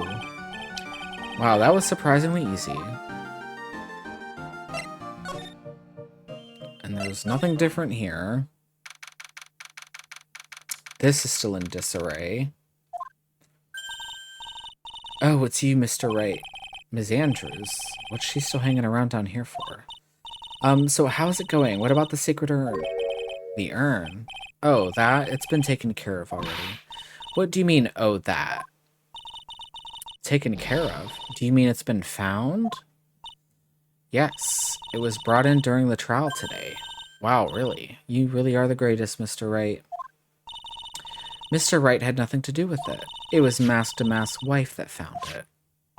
Well, anyway, I'm so relieved. Okay. I just heard all about it on the news. So that detective was actually the thief all along. It looks that way right now. It's my fault. I'm the one who ended up hiring Damask to guard the treasures. Don't blame yourself. You were just doing your job. Hey, Nick, if she wants to apologize, you should let her. So, when was it that you hired Detective Atme again? About 20 days ago. And when was it that Master Mask calling card arrived? That was about 10 days ago. So he sent a calling card to the very place he was hired to guard. I guess that's it then. Detective Atme must have really wanted the sacred urn after all. I guess so. But why? What, so Master Mask murdered someone as well? Well, that's how things look right now. Yes, but I thought that he was here stealing the urn at the time. Well, we're talking about a criminal mastermind, so anything is possible. Nick, let's get down to business already. On the night of the theft, did you notice anything suspicious about Detective Atme? No, I couldn't have. After all, he was hidden the entire time. I never even caught a glimpse of him. He claims that's the way he always operates. That's just what he says so he can have an alibi while he commits the thefts himself. Yeah, he was caught in the crime scene photo dressed up as Mask to Mask pretty well. I'm so glad that you got your sacred urn back. Yes, but there's still something that bothers me about it. What is it? I'm not exactly sure, but somehow the urn that came back seems different. Really? You wouldn't know anything about that, would you, Miss Andrews? No, I don't know anything. Why would I? Really? I wonder if she replaced it.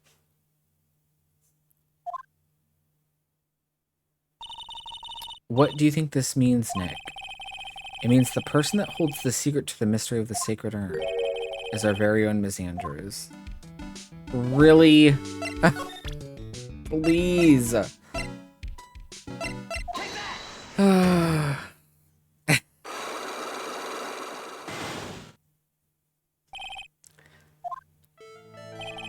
Miss Andrews, do you know anything about the sacred urn? Do I know anything? I'm in charge of the entire treasure exhibit. The urn that was submitted before the court today, it's obviously not the same urn as before. Well, that's true. Maybe it isn't the same. It could be a fake. A fake? You're the one who said it wasn't the same, so that's the most obvious explanation. Do you have any evidence that the urn was submitted at the trial was genuine?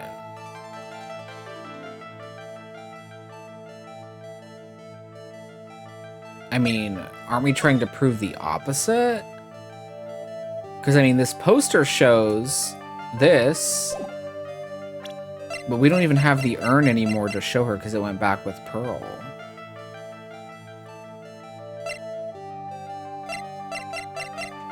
Let's see. Well, Miss Andrews, see, look, it was a fake after all. Huh? I mean, your evidence is fake too, as I expected. Oops, I guess this isn't going to help me much. Well, we don't have the urn anymore. Do you have any evidence that the urn that was submitted at the trial was genuine? We don't have evidence. That's what is confusing me. We're trying to show that it was different.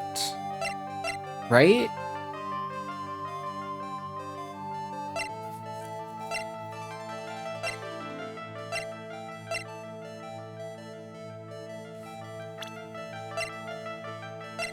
We have nothing here, of course.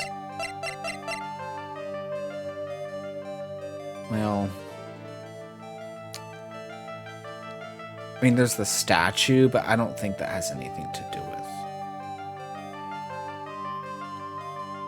with that. I don't think. I don't think I have enough evidence yet. Okay. Well, this is frustrating.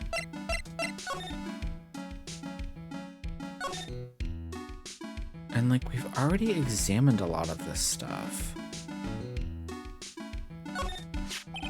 The statue wasn't where it was when we first came here, right?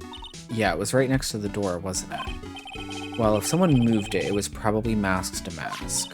Maybe he didn't like being watched by Mystic Amy while he stole the urn. Hey, cut it out. You're giving me the creeps with that kind of talk. Well, this is frustrating.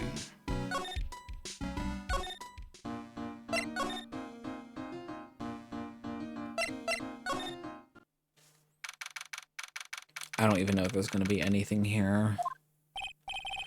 Oh, this place is literally crawling with cops. What did you expect? Now that they know he was actually masked to mask, this must be incredibly embarrassing for them, don't you think? Yeah, I guess they're trying to make up for it by tearing the place apart. Hey, I just noticed. Gumshoe is nowhere to be seen. Well, he is a homicide detective. He's probably working on the murder case. But wasn't he in charge of the mask-to-mask investigation all the way up to yesterday? Well, a murder case is a lot more exciting, isn't it? He'd say something like, "There's nothing like a good murder case, pal." Points for the quality of the impression, but I'm not sure Gumshoe has bloodlust bio. Yeah, and there's like nothing really here. God, it like doesn't even really let us examine anything. Yeah. I don't think. Nope.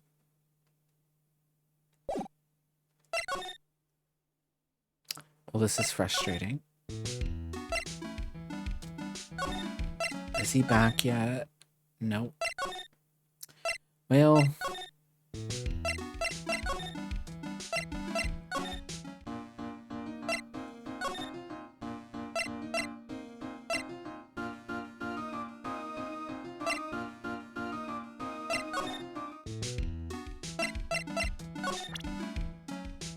Do we have any evidence to show that the urn that was presented at the trial is genuine?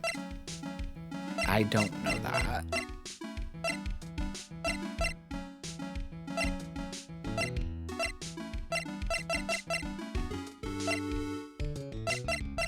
I mean, there's the sword.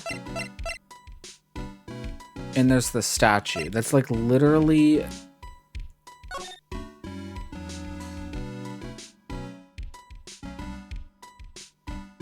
Take good care of the speckled urn, will you? I don't... Maybe that? I don't know. Let's see. What's gonna happen? Am I gonna lose health?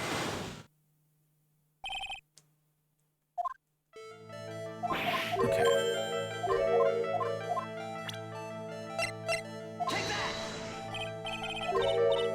Nope. Not that.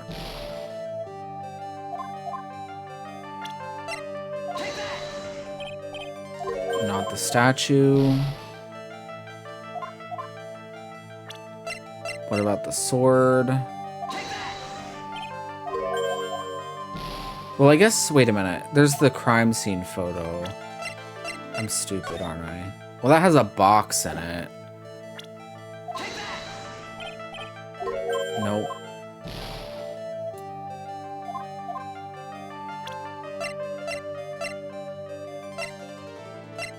Well, this is frustrating.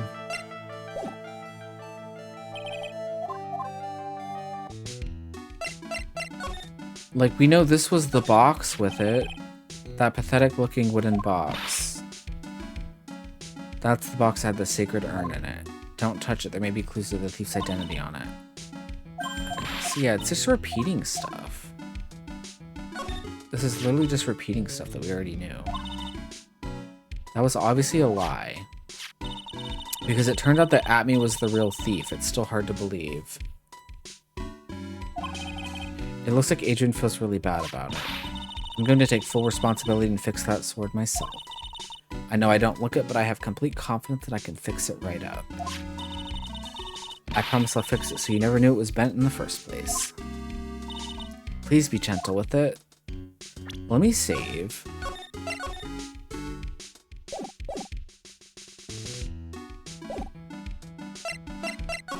I'm going to have to start presenting people. Like, do you have anything to say about him? No. So Detective Atme was really mask to mask. She really seems depressed. I can't say I blame her. She's the one who hired the fox to guard the hen house. Yeah. I have nothing to say about her. I wonder... Okay, so let's... Is Desiree at her place? I hate how it's so hard to move around here. Let's see. Oh. I didn't mean to present that to her. I meant to present Larry. Oh, this is the guy who delivered Ronnie's wallet. He's got some issues, doesn't he? Huh? Let's just say his flirting style is pretty obvious. Pretty stale, too, actually. It's pretty sad when the only thing you remember about a man are his lame pickup lines. What's even more sad is said man probably believes in those like they're his lifelines. Looks like he blew it again, huh? Okay, but she had nothing really to say about him. That sucks. So this is Mask to Mask, huh? I wonder what kind of house he lives in. Who knows, maybe it's exactly like this house. Haha, you're so funny sometimes, Nicky boy. But if I was a famous thief, I'd live in a great big gorgeous mansion. I'll be sure to tell that to your husband. Thank you for that, DJ. I know he doesn't look it, but he can really get things done when he puts his mind to it. Really? So when exactly does he put his mind to it? Well, not very often, I admit. So I will sip my coffee. But I'll never forget the first time we met as long as I live. It must be nice to have such a fond memory like that.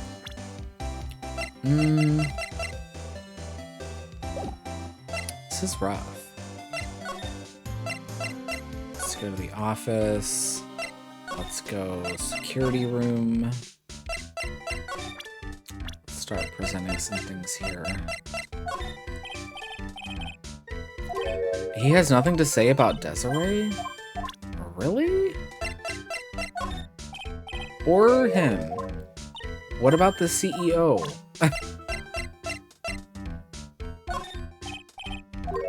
Nothing about the CEO either.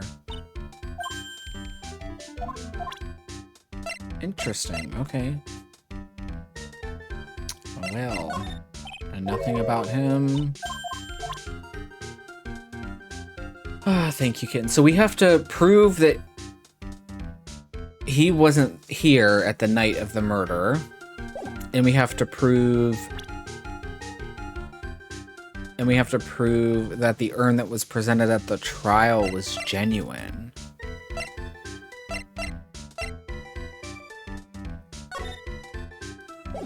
Like, I don't...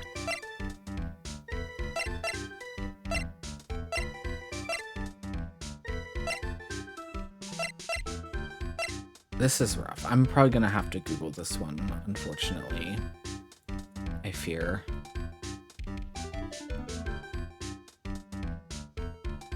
What part are we on? We're on part 2? Oh no, we're part 3 actually, because we had the first part of it. Yeah.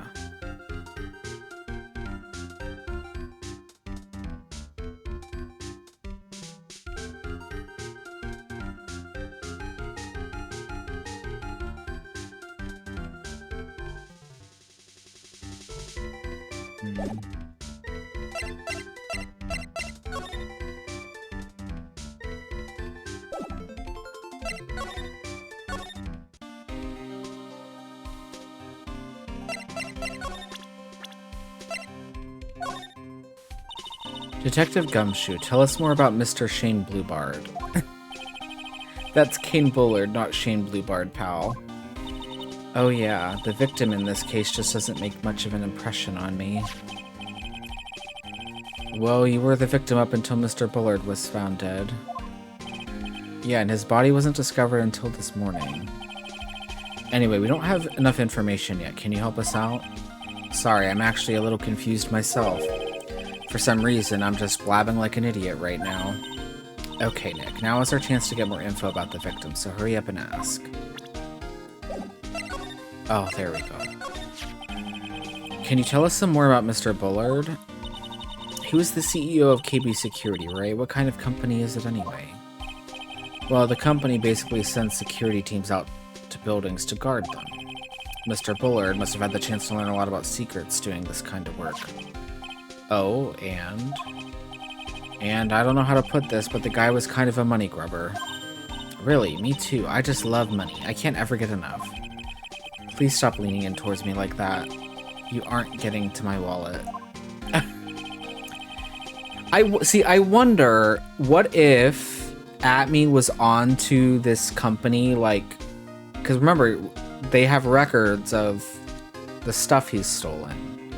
And that's why I'm wondering if there was like a switcheroo here where Delight was, quote, Damask stealing the urn, and the real Damask was here killing the CEO. I wonder. Like like this episode's like a double bait and switch kind of thing. Just something to think about. Anyway, it looks like he did some pretty shifty stuff to earn his millions. Oh, so that's my problem. I need to be shiftier. Let me go already. Apparently he was involved in selling trade secrets between rival companies. Okay, Martha Stewart did that. There's nothing wrong with that. She just went to prison. That's pretty dirty and underhanded.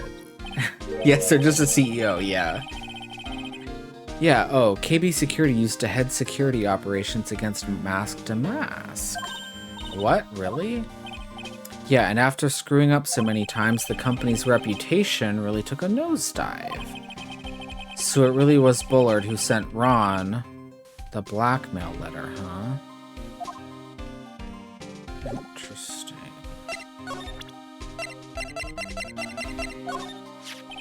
About this blackmail letter. Yeah, I've been thinking a lot about it too, pal. Why would Kane Bullard have been blackmailing Ron Delight anyway? Well, Mr. Delight used to work at KB Security, right? But what was it that made him quit? Well, he didn't quit, he was fired. From what Larry said. Nick, that's it. Maybe that's the same reason he's being blackmailed. Well, I'm in the middle of investigating that right now. Oh, alright.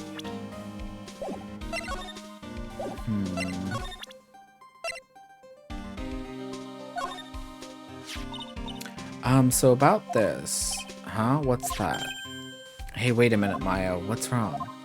We copied that data without permission. Don't show it to him. He might get mad at us. So what are you two whispering about? Oh, it's nothing. It's just my billfold. That's a pretty thick billfold you got there, pal. Now I really want you to show it to me. Please.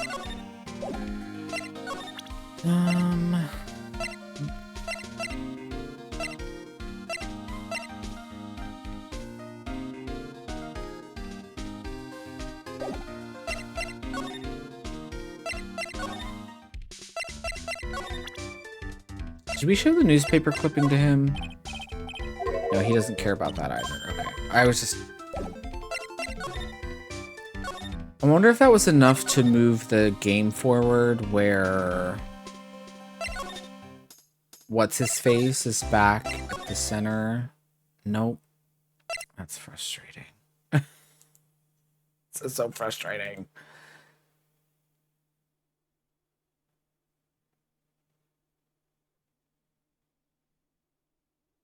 Okay.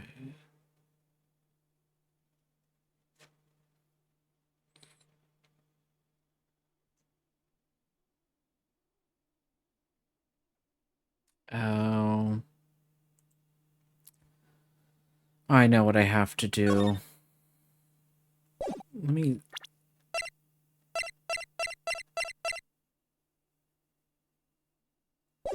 You really have to, like the game does give you information on items, but you have to remember what people say.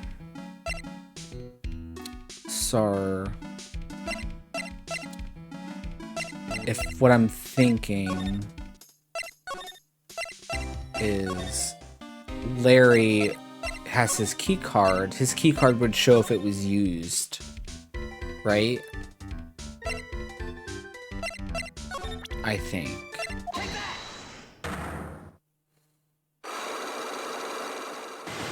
I'm not kidding. Like, I really should just start writing things down, like on a notepad or something.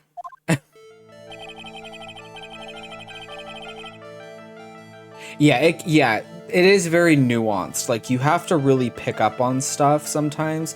Like, sometimes they leave you breadcrumbs with things, like by like putting things in red text, be like, hey, this is going to be important. But like, there are things like this where it's like, wow, you really have to be like a sleuth to like.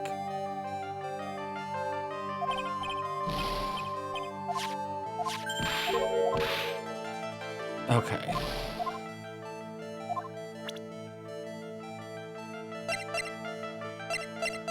Let's see. This is the key card to the CEO's office, right? Yeah, that's right. This key card was found inside a wallet. This wallet, you know about this, right? I've never seen it before. You literally dropped it off for us. Liar, you hand-delivered this wallet to Miss Delight just yesterday. Give me a break. You can't expect me to remember every little thing that happens.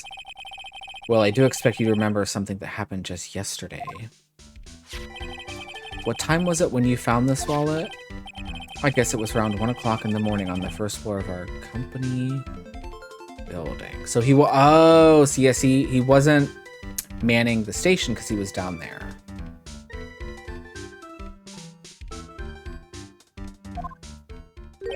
I was doing good up until this point. 1 o'clock in the morning. That's right. In other words, Larry, at the time of the murder, you were away from the security guard office. Yeah, but there's something you didn't think about. What's that? My shift that day didn't start until 10 p.m. The murderer might have snuck in before then. What do you mean by that?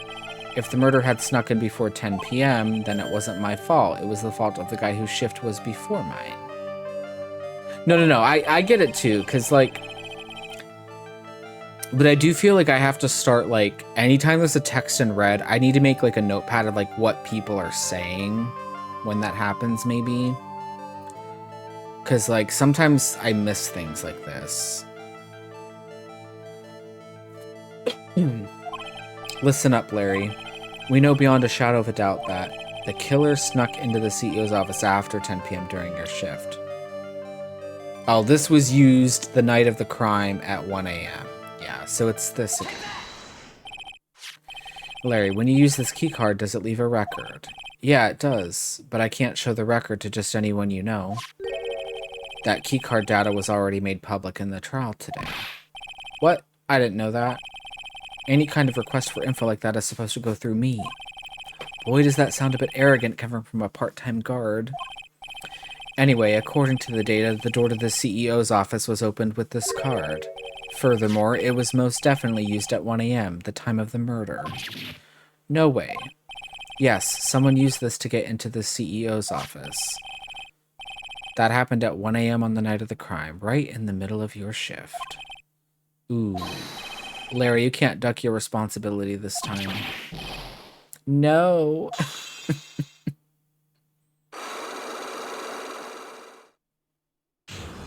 Ugh. Well, we got almost all of our health back. Ooh, I knew it. It's all my fault. It's my fault that the boss was killed. My fault. He has been around when people have been killed, which is, you know, kind of concerning.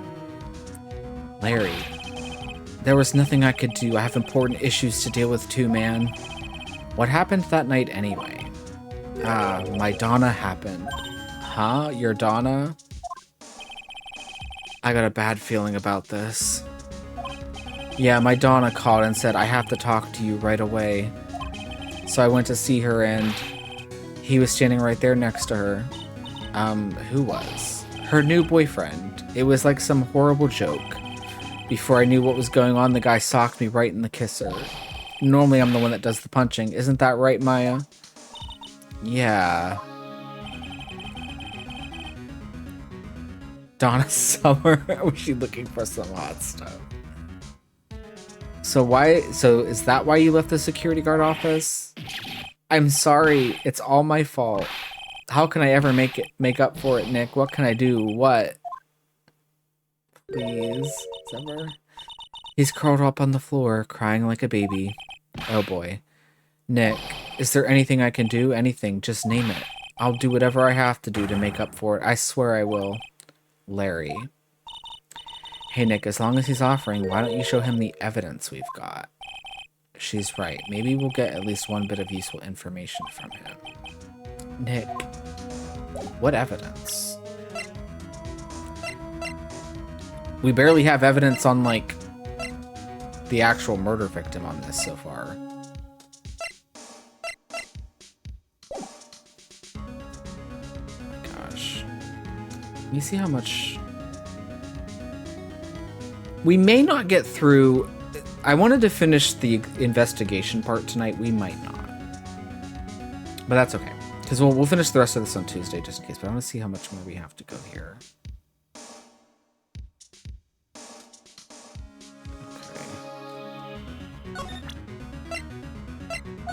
Well, there's this. The buzzer in the CEO's office is directly connected to this room, right? That's right. Just like my heart is connected to yours, Maya. Huh? Go ahead, Maya. Press the buzzer in your heart. I promise I'll come running to your rescue like the professional guard I am. Wow, that was pretty good.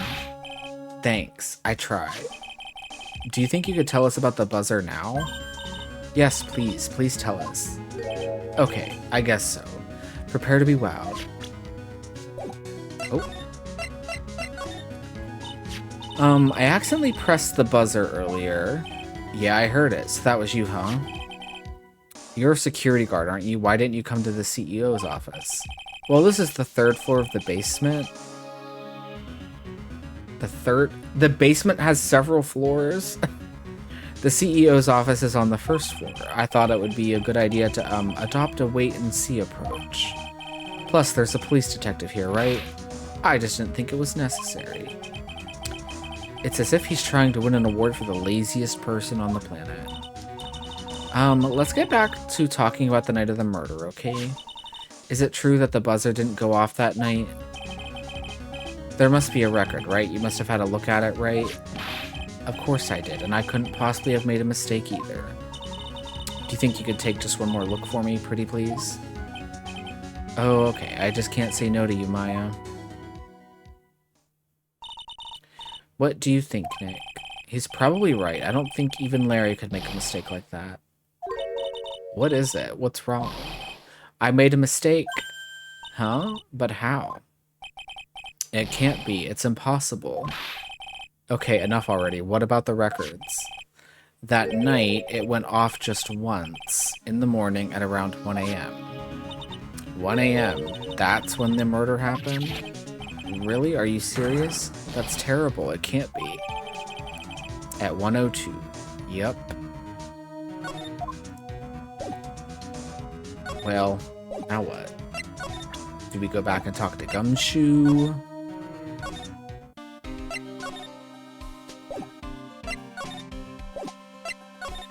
Let's see. Detective Gumshoe, about this right here. Sorry, it's hard to believe, but there's a limit to how much my brain can hold. Oh, he doesn't care about that. Okay. Alright, fine. Fine. What about the buzzer record? He doesn't care about the buzzer record.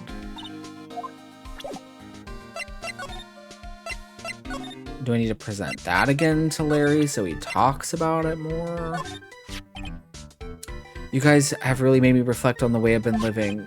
But the only problem is, with all this reflecting, where is the time for love? Frankly, I think reflecting is a bit overrated, you know? What are you going on about, Larry? Plus, do you honestly have any new info on the buzzer record? Huh, the record? Ah, no, nothing at all. This guy reflects about as much as a piece of black carpeting. Okay. Well, now what?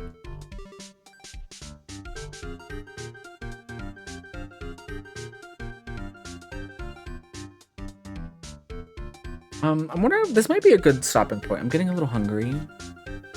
I think, like I said, for anyone that wasn't here at the start of stream, so I am moving this weekend. Long story short, I'm just moving apartments, like moving to a new building. So I have to get my internet and my electric switched over, and the internet company could not do Saturday, so I have to wait till Monday. So there's most likely not going to be a stream Sunday. Well, actually, I didn't say most likely. There's not going to be a stream Sunday. Because I wanted to start doing Sundays a little bit earlier, but that'll have to wait till next week. Sorry, this music is... let me save real quick before I forget. And to think, when we come back to this on Tuesday, this is the first thing we're going to see. Isn't that lovely? It's Butts' face. No, just kidding. But yeah, so anyway, so I have to get that situated, but then we should continue and hopefully finish this on Tuesday. Because tonight we did some investigation and then the trial and then some more investigation. So yeah, I feel like we should finish it Tuesday. I wish I had the energy to do these cases like in one sitting, but honestly, they do take a while. Especially with me where I'm like sitting here trying to like figure things out and mess up. Let me see. This is gonna suck because it's gonna feel like I'm taking another break. Oh, I had Kitten. For some reason, I will have you know, when I type in twitch.tv, it like goes to your stream first, and I accidentally went to your stream from yesterday. That's so funny. Who can we find to go raid? But again, I do appreciate you guys that stop by, even just to lurk. It really does mean a lot.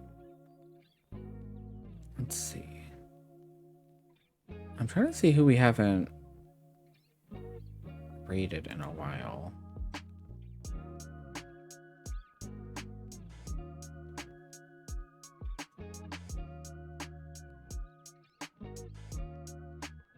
Or who we haven't raided, like, period.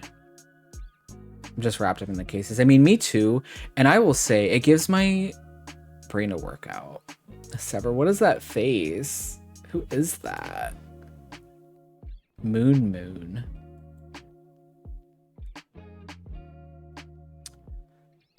I know Zika's one of his favorite like VTuber streamers. Her name's like Moon Bitch or something, but it's not spelled like bitch, but